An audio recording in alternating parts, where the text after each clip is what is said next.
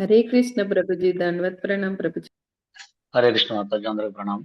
హరే కృష్ణ ప్రభు హరే కృష్ణ ప్రభుజీ దండవత్ ప్రణామాలు. హరే కృష్ణ హరే హరే కృష్ణ ప్రభుజీ దండవత్ ప్రణామాలు. కృష్ణ ప్రభుజీ దండవత్ हरे हरे कृष्ण प्रभु जी, ప్రభుజీ दंडवत प्रणाम ప్రణామాలు ప్రభుజీ. హరే కృష్ణ హరే కృష్ణ కృష్ణ హరే కృష్ణ ప్రభుజీ దండవత్ ప్రణామం. హరే కృష్ణ అండి దండ ప్రణామం అందరికి. హరే కృష్ణ.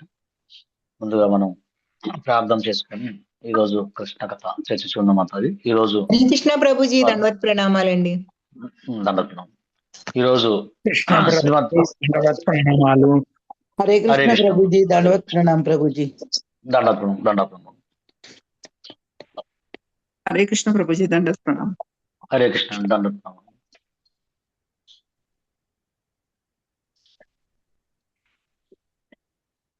హరే కృష్ణ అండి. ఈరోజు మనము శ్రీమద్ భగవద్గీత యథాతథము 9వ అధ్యాయము 10వ శ్లోకం గురించి మనం చర్చించుకుందాం అండి. శ్రీమద్ భగవద్గీత యథాతథము 9వ అధ్యాయము 10వ శ్లోకము. దయచేసి ఈ యొక్క శ్లోకాన్ని తీసుకుని రెడీ పెట్టుకోగలరు. ముందుగా మనం గురువుకి వైష్ణవులకి రాధాకృష్ణ ప్రార్థన చేసుకొని మనం స్టార్ట్ చేద్దాం. జయ ఓం విష్ణు నమో ఓం విష్ణు పాదాయ కృష్ణ ప్రతిష్ఠాయ భూతలే శ్రీమతి భక్తి వేదాంత స్వామి నామిని నమస్తే సారస్వతీ దేవే గౌరవాణి ప్రచారిణి నిర్విశేష శూన్యవాది పాశ్చాత్య దేశతారిణి. జయ శ్రీకృష్ణ చైతన్య ప్రభు నిత్యానంద శ్రీ అద్వైత గదాధర శ్రీవాసాది గౌరభక్త వృంద. హరే కృష్ణ కృష్ణ కృష్ణ హరే హరే హరే రామ రామ రామ హరే హరే. మూకం కరోతి వాచాలం బంధం లంఘాయతే గిరం యత్ కృపాకరం తమహం వందే శ్రీగురం దినతారిణం పరమానంద మాధవం శ్రీ చైతన్యం ఈశ్వరం. వాంఛా కల్పతరుభ్యశ్చ కృపా సింధుభ్య ఏవ చ పతితానాం పావనేభ్యో వైష్ణవేభ్యో నమో నమః. అనంత కోటి వైష్ణవ భక్త బృంద కీ జై. నామాచార్య శిల హరిదాస్ ఠాకూర్ కీ జై. శీల ప్రపాత్ కీ జై. శీల గురుదేవ్ కీ జై. తథాయ గౌర ప్రేమానందే హరి హరి హరి బోల్. హరే కృష్ణ అండి. అందరికి ఈరోజు క్లాస్ కి స్వాగతం సుస్వాగతం. నా మాట వినబడుతుందండి కరెక్ట్గానే? వినిపిస్తుంది ప్రభుజీ, బాగానే వినిపిస్తుంది. ఓకే, థ్యాంక్ యూ అండి. ఈరోజు పరమ గుహ్య జ్ఞానము, నాలెడ్జ్లోకెల్లా రహస్యాల్లోకెల్లా రహస్యము, రహస్యాల్లోకెల్లా పరమ రహస్యమైన పరమ, ఈ యొక్క అధ్యాయం పేరే పరమ గుహ్య జ్ఞానము. మరి ఈ జ్ఞానాన్ని తన ఎటువంటి అసూయ లేకుండా ఎవరైతే వింటున్నారో అటువంటి అర్జునుడికి ఉపదేశించాడు. అందువల్ల ఈ రహస్య జ్ఞానం వినాలంటే మనము ఎటువంటి అసూయ లేకుండా యథాతథంగా చెప్పింది చాలా శ్రద్ధగా వినాలని చెప్పేసి మనకి ఈ శ్లోకం ద్వారా కూడా తెలుస్తుంది. ఈ శ్లోకంలో మనకి ఏం చెప్తున్నారంటే, ముందు మనం ఒకసారి శ్లోకం చదువుకొని తర్వాత చర్చించుకున్నాము.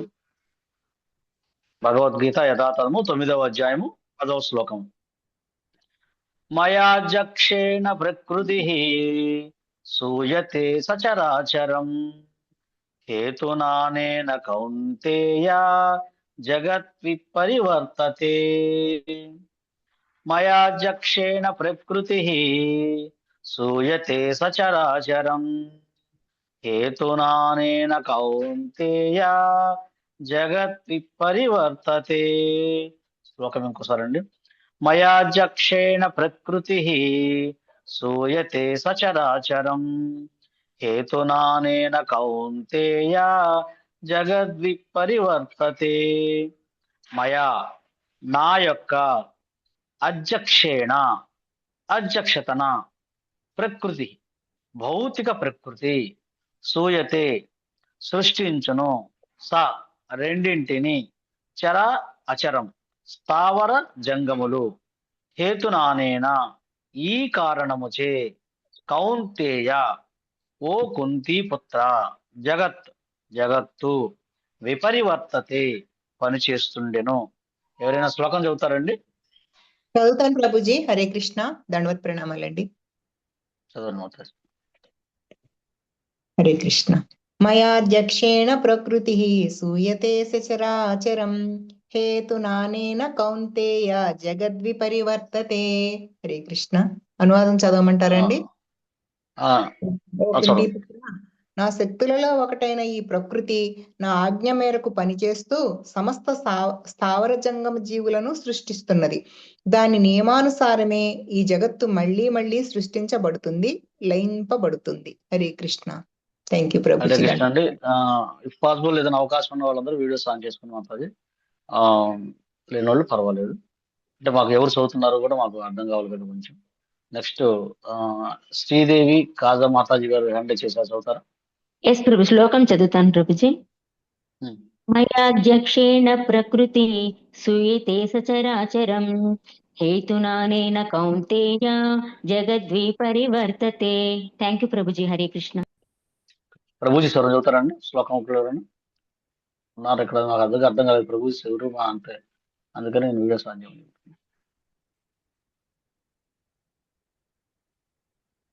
ఓకే, ఇంకా చదువుతారండి శ్లోకం ఎవరన్నా? నేను చదవనా ప్రభుజీ? ఎవరండి పేరేంటి? శశికళ. శశికళ మాతాజీ చదవండి. మాతాజీ శశికళ మాతాజీ శ్లోకం చదవమంటారా? చదవండి.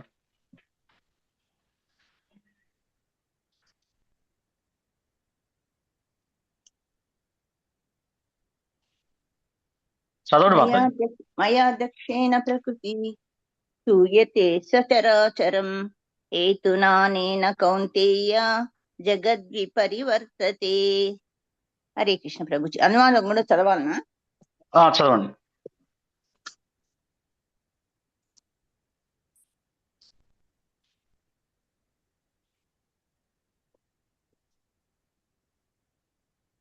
ఓ కౌంతేయ, నా శక్తుల్లో ఒకటైన ఈ భౌతిక ప్రకృతి నా అధ్యక్షతను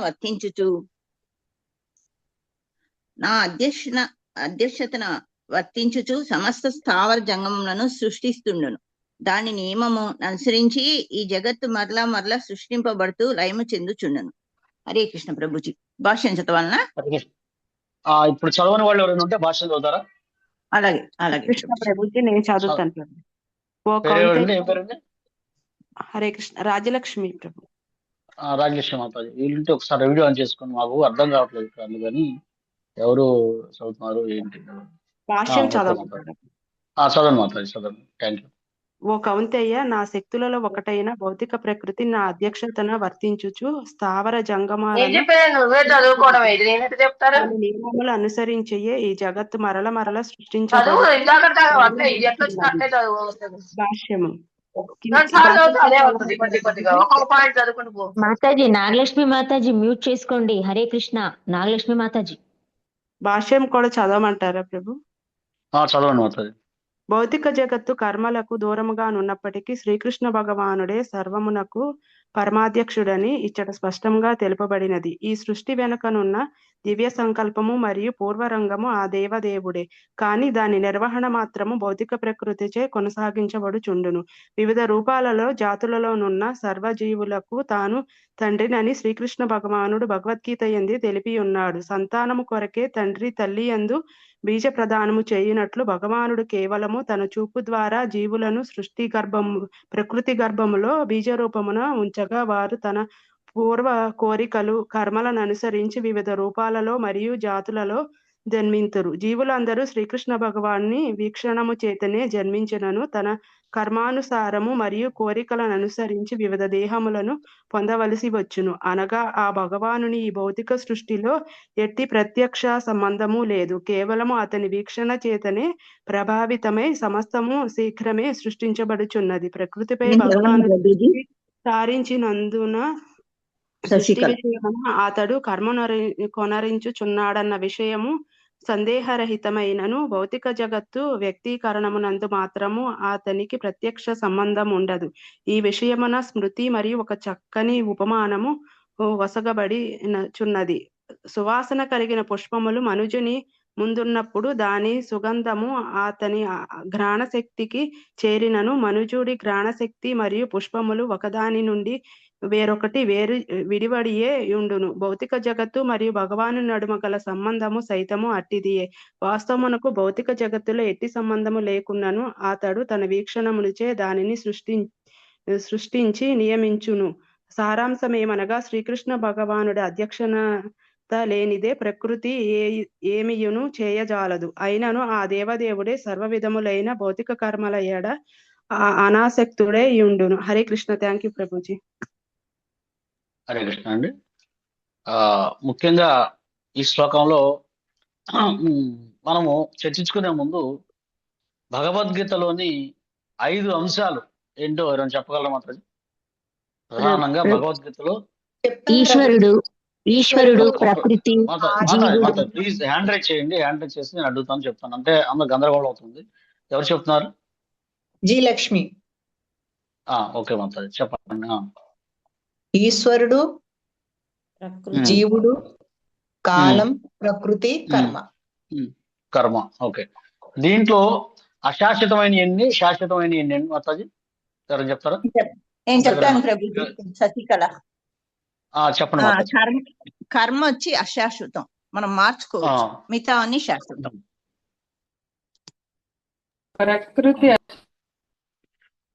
ప్రకృతి శాశ్వతం. అది జీవుడు, భగవానుడు అవన్నీ శాశ్వతం. ఒక ఇది కాలం కూడా శాశ్వతం. అయితే ఒక జీవుడు మాత్రమే కర్మను మాత్రమే మార్చుకోవచ్చు. ఓకే. ఇంకా అంతేనండి? ఇంకెవరన్నా వేరే అభిప్రాయాలు ఉన్నాయి ఎవరికన్నా? అంటే ఆత్మ శాశ్వతము, ఆత్మ శాశ్వతం, శరీరం శాశ్వతం కాదు ప్రభుజీ. ప్రభుజీ ఈశ్వరుడు ప్రకృతి శాశ్వతం ప్రభుజీ. ఈశ్వరుడు జీవుడు శాశ్వతం ప్రభుజీ. ప్రకృతి అనేది వ్యక్తం అవుతుంటుంది, కొంతకాలం అవ్యక్తం అవుతుంటుంది. సో అది ఇంకా మరి ఎలా చెప్పొచ్చు, మరి మీరు చెప్పండి ప్రభుజీ. ఇక కాలము కర్మ కూడా అశాశ్వతమే ప్రభుజీ. కాలం కూడా శాశ్వతమే, వస్తూ ఉంటుంది వెళ్ళిపోతూ ఉంటుంది. సో అది కూడా శాశ్వతంగానే ఉంటుంది. హరే కృష్ణ. ఓకే. ఇంకెవరైనా?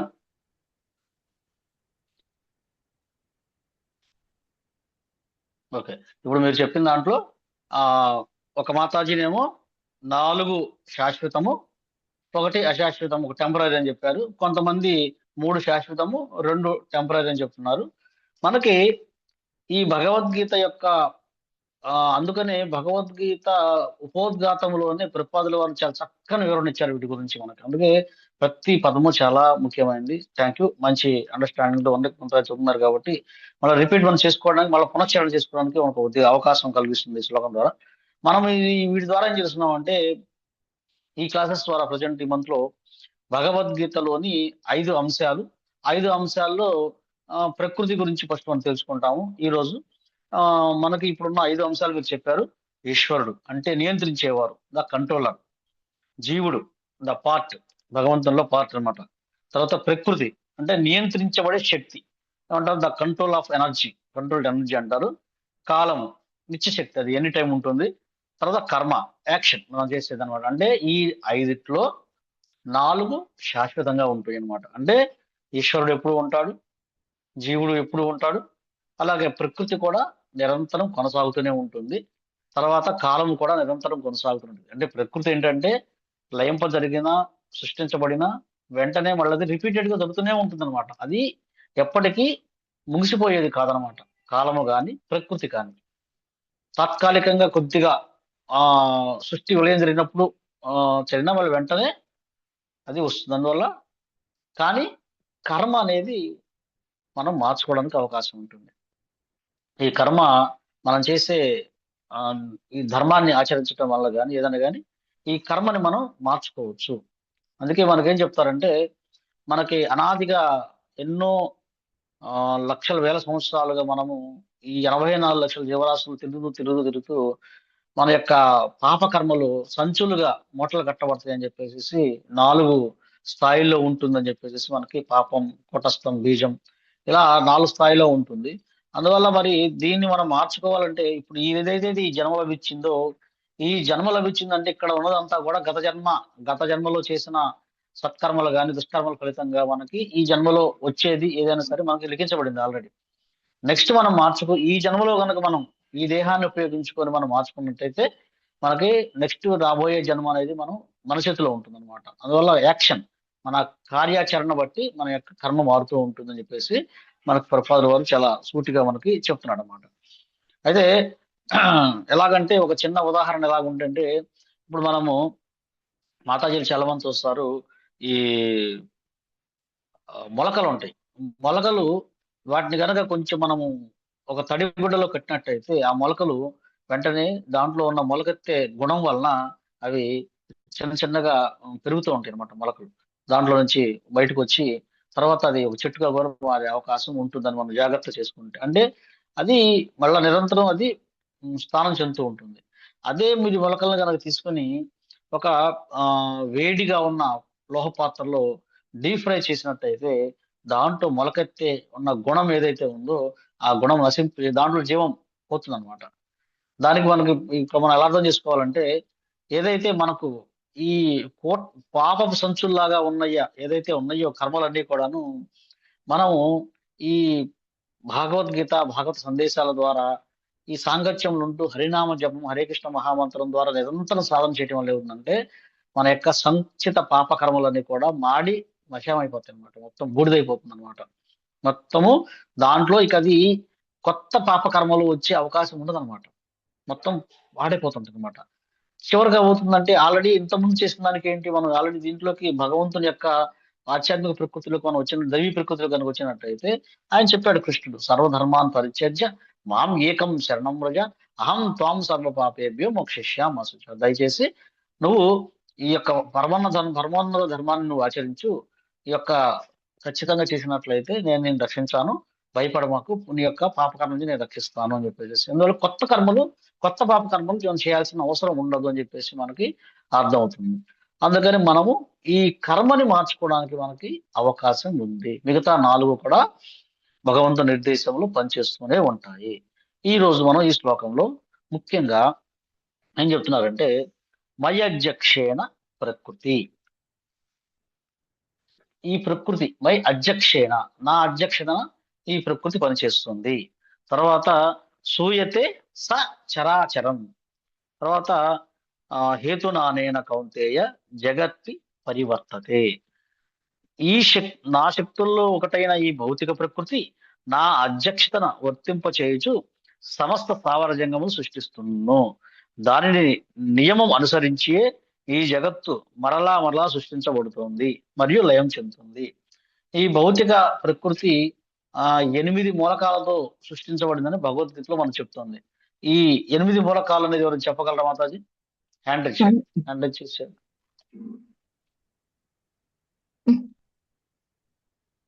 హరే కృష్ణ. ఈ 8 మూలకాలు ఎవరు చెప్పగలరా? సునీత కంఠమనేని మాతాజీ గారు చెప్పండి. పంచభూతాలు మనసు, బుద్ధి, అహంకారం. దానికి ఒక శ్లోకం ఉంది అని చెప్పగలరా ఏమన్నా?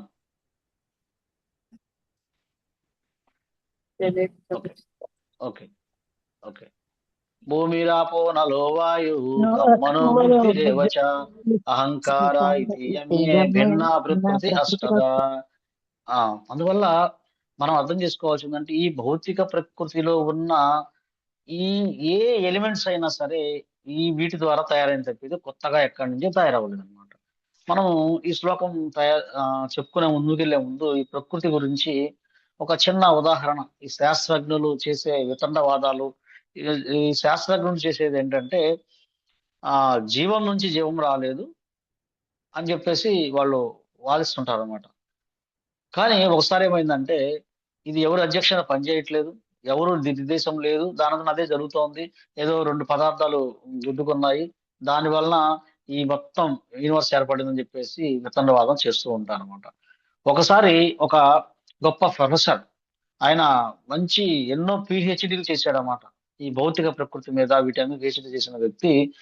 తర్వాత ఇంకొక ప్రొఫెసర్ ఉన్నాడు, ఆయన కూడా మంచి ఎడ్యుకేషన్ పర్సన్, కాకపోతే ఆయన భగవద్గీతను అధ్యయనం చేశాడు భక్తుల సాంగత్యంలో. మరి ఆయన ఏం చెప్పాడంటే ఐన్స్టైన్ ప్రభుజీ, ఐన్స్టైన్ భగవద్గీతను ఆ కాలంలోనే చదివిండు. ఓకే సరే. అప్పుడు ఏమైందంటే మాతాజీ వీళ్ళిద్దరు చర్చించుకుంటున్నారు.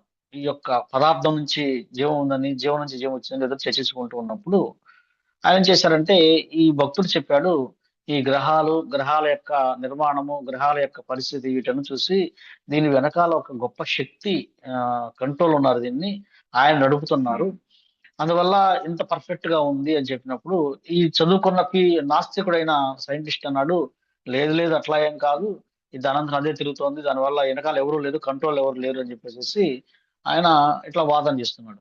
సరే మీరు సాయంత్రం మా ఇంటికి రండి, ఒకసారి భోజనానికి రండి అని చెప్పేసి చెప్పినప్పుడు ఆయన వాళ్ళ ఇంటికి వెళ్ళాడు. వెళ్ళిన తర్వాత చక్కగా ఆ ఒక రూమ్ లోకి ఆయన ఆహ్వానించాడు.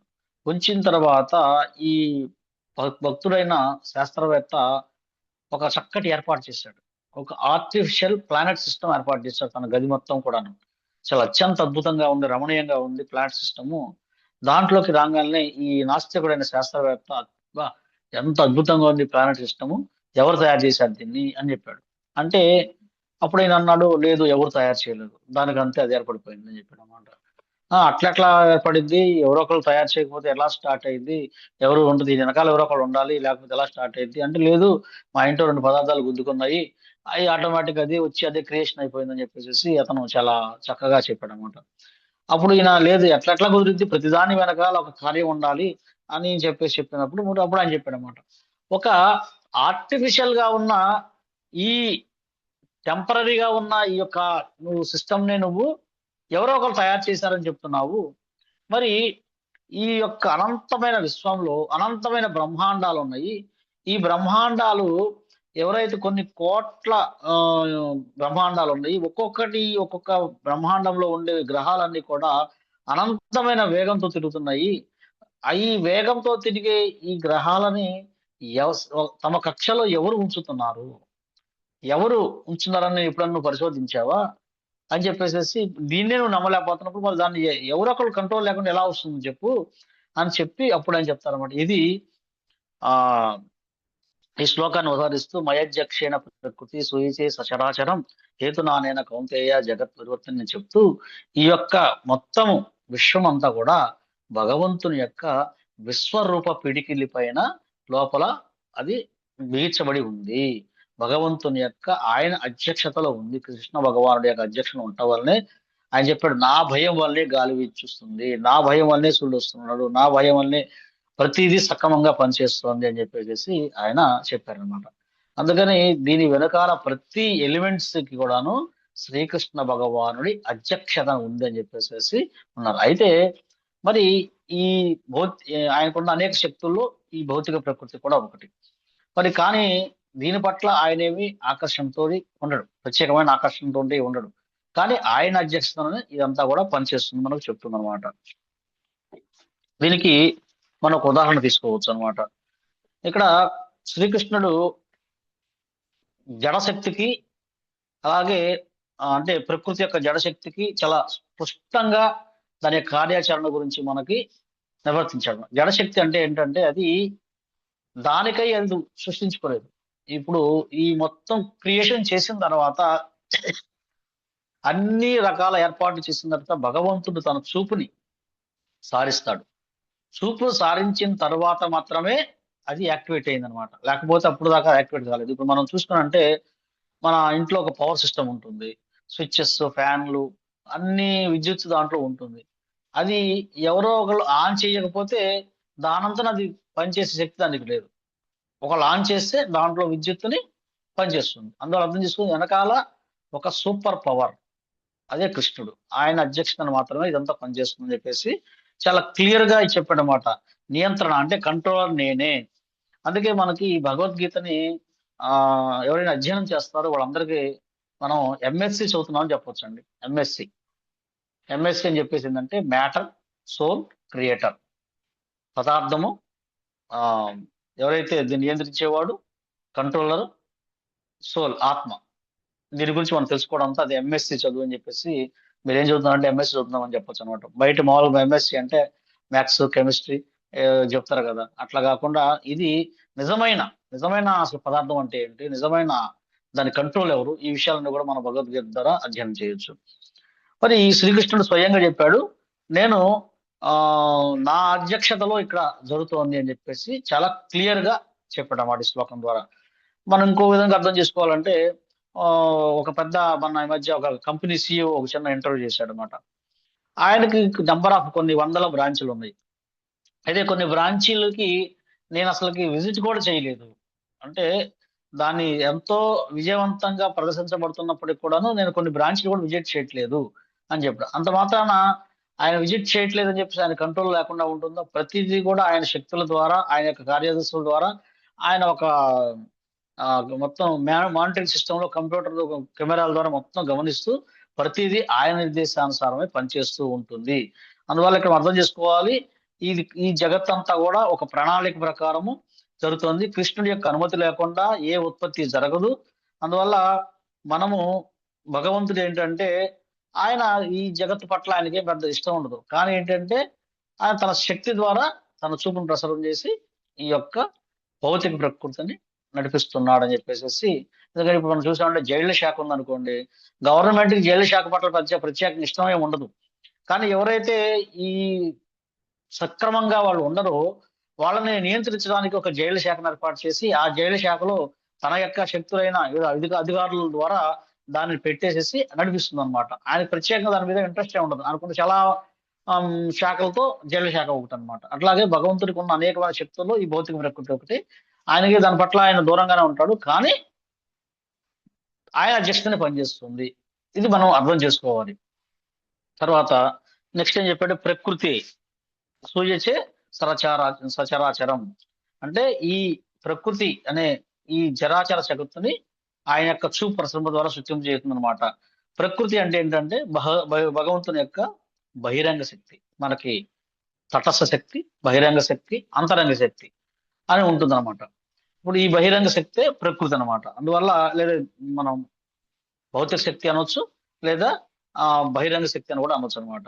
ఇది ఈ యొక్క ప్రకృతి ఎలా ఉంటుందంటే 3 గుణాల కలయిక, సత్వ రజ తమో గుణాల యొక్క కలయిక ఉంటుంది. ఈ భౌతిక జగత్తులో ప్రతి కదలిక, ప్రతి మార్పు, సృష్టి, స్థితి, లయం ఈ ప్రకృతి ద్వారా జరుగుతూ అనిపిస్తుంది అనమాట. ఇది ఒక ప్రకృతి అనేది ఒక మిషన్ లాగా పనిచేస్తూ ఉంటుంది.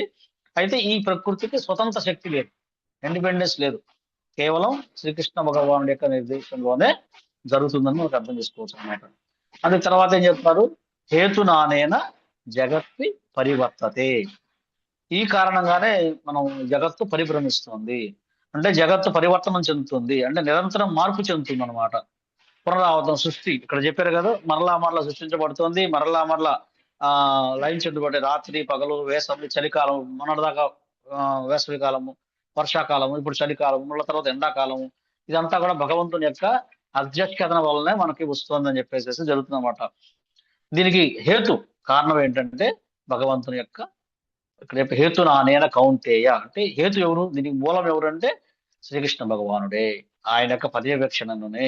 ఇది లేకపోతే ఈ ప్రకృతి మొత్తం దాంట్లో కదలిక ఉండదు, అది ఒక జడం లాగా ఉంటుందన్నమాట. అందువల్ల మార్పు చెందదు, కేవలం వారి యొక్క చూపు ప్రసరించడం వల్లనే ఇది జరుగుతుంది. అందువల్ల భగవంతుడు ఈ శ్లోకం ద్వారా ముఖ్యంగా నిరాకారవాదాన్ని తోచిపుచ్చుతున్నాడు, అద్వైతవాదాన్ని మనం అర్థం చేసుకోవాలి. సాకారవాదం అంటే ఒకరిని అధ్యక్షతలో ఉంది, నా అధ్యక్షత పనిచేస్తోంది, నేను ఉన్నాను అనే ఒక బలమైన సంకేతాన్ని, శ్లోకాన్ని, నేనే ఈ సృష్టికి మొత్తానికి మూలము అనే విషయాన్ని చక్కగా మనకి అర్థం చేస్తున్నాడు అనమాట. తర్వాత మరి ప్రభుపాదుల వారు మనకి చక్కగా ముఖ్యమైన విషయాలు ఈ శ్లోకంలో మనకేం చెప్తుందంటే, ఇదే మనం చర్చించుకునే మళ్ళీ ఇంకొకసారి ప్రభుపాద వారు టాపిక్ ప్రకారం చూసుకుంటే ఈ వెనకాల ఒక అదృశ్యమైన చెయ్యి ఉంది. మనకి ఈ శ్లోకం ద్వారా అర్థం చేసుకోవాల్సింది మనం, దీని వెనకాల ఒక అదృశ్యమైన చెయ్యి ఉంది. ఇప్పుడు ఒక చెట్టు ఉందనుకోండి, ఆ చెట్టు రకరకాల పూలని, పళ్ళని, కాయలు ఇస్తుంది అనమాట. దానికి ఎటువంటి శక్తి లేదు. దాంట్లో జీవం ఎప్పుడైతే వస్తుందో ఆ జీవాన్ని భగవంతుడు ఇచ్చిన తర్వాత మాత్రమే అది రకరకాలైన తన యొక్క కళాత్మకమైన నిర్మాణాన్ని అది చేయగలుగుతుంది అనమాట. ఇప్పుడు చూడండి, కొన్ని చెట్లు అవి ఎండిపోతాయి, ఎండిపోయిన తర్వాత నువ్వు ఎంత నీరు పోసినా సరే వాటిలో ఎటువంటి ఎదుగుదల ఉండదు అనమాట. అంటే ఈ జీవం అనేది భగవంతుడి ఏర్పాటు అనమాట. అంటే ఒక మాస్టర్ మైండ్ ఉంది వెనకాల, దీని వెనకాల ప్రకృతి వెనకాల ఒక ఉన్నతమైన బుద్ధి ఉంది, ఆ బుద్ధే శ్రీకృష్ణుడు. ఈ భౌతిక శాస్త్రవేత్తలు ఏంటంటే ఈ సూత్రాలన్నిటి కూడా వాళ్ళు రీసెర్చ్ చేస్తారు, కానీ ఆ సూత్రాలను ఎవరు సృష్టించారు అనే విషయాన్ని వాళ్ళు పట్టించుకోరు అన్నమాట. దీన్ని ఎవరు, ఒకసారి ప్రభుపాదుల వారి దగ్గరికి కొంతమంది విద్యార్థులు వచ్చారండి. వాళ్ళు గత 10 సంవత్సరాలుగా పిహెచ్డి చేస్తున్నారు. ఎవరేంటంటే భగవంతుడు అంటే ఎవరు, భగవంతుడి యొక్క లక్షణాలు ఇవన్నీ కూడా చూస్తున్నారు. మరి వచ్చిన తర్వాత వాళ్ళని అడిగాడు యువకుల్ని, మీరేం చేస్తున్నారంటే పిహెచ్డి చేస్తున్నాము, భగవంతుడు అనే విషయం మరి ఏమన్నా మీకు క్లారిటీ వచ్చిందంటే లేదు మాకు ఎక్కడికి ఇంకా వెళ్ళినా ఇంకా ఇంకా ఇంకా ఇంకా విషయం తేలటం లేదు అని చెప్పారన్నమాట. వెంటనే ఒక భక్తుడి యొక్క కుమారుణ్ణి, ఒక పిల్లవాడు 7 సంవత్సరాల పిల్లవాడిని పిలిచాడు. ఆయన ఈ మొత్తానికి, ఈ ప్లానెట్ మొత్తానికి హైయెస్ట్ అధికారి ఎవరు అని చెప్పాడు అనమాట.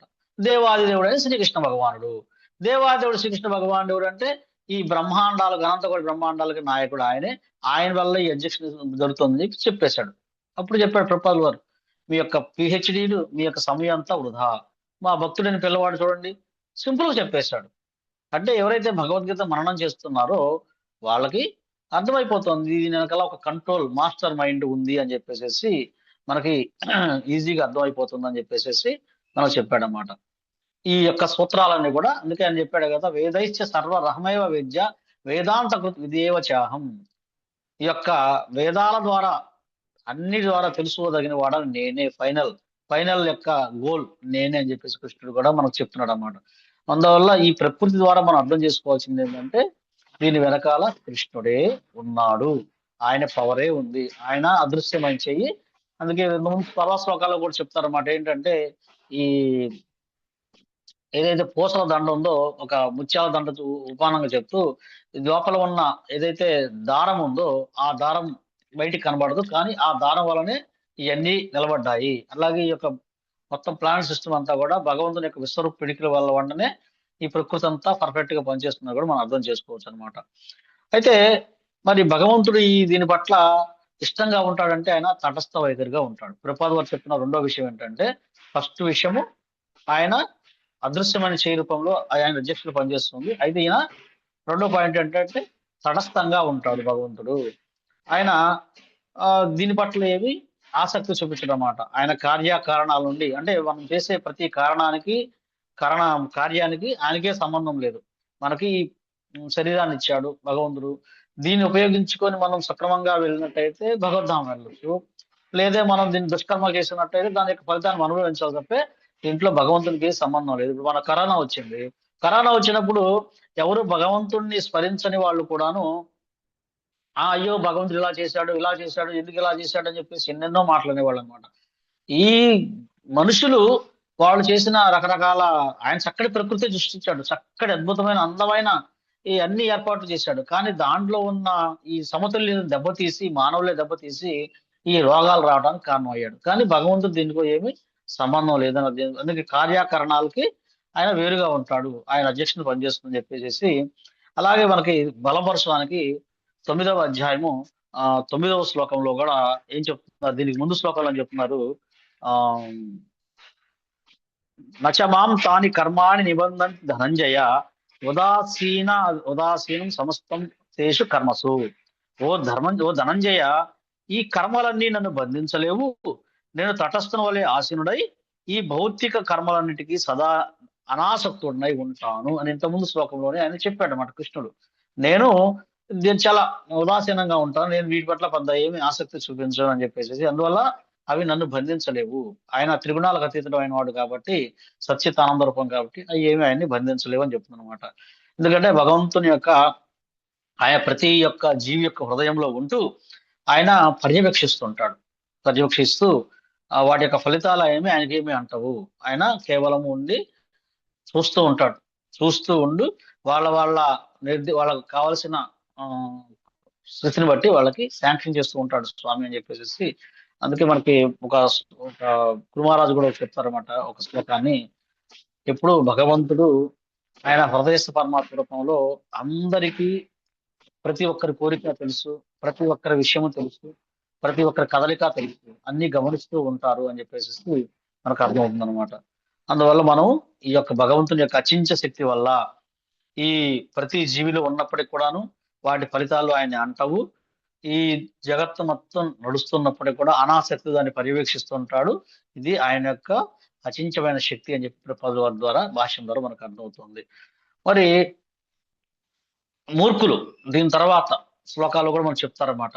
మూర్ఖులు కూడా ప్రభుపాదుల వారు ఏం చేస్తారంటే చెప్తారన్నమాట, అహంకార విమూఢాత్మ కర్తాహమతి మన్యతే అంటే 3వ అధ్యాయము 27వ శ్లోకంలో ఒక కఠినమైన పదాన్ని వాడతారు. 3వ అధ్యాయము 27వ శ్లోకం ఎవరు చదువుతారండి? 3వ అధ్యాయము 27వ శ్లోకం.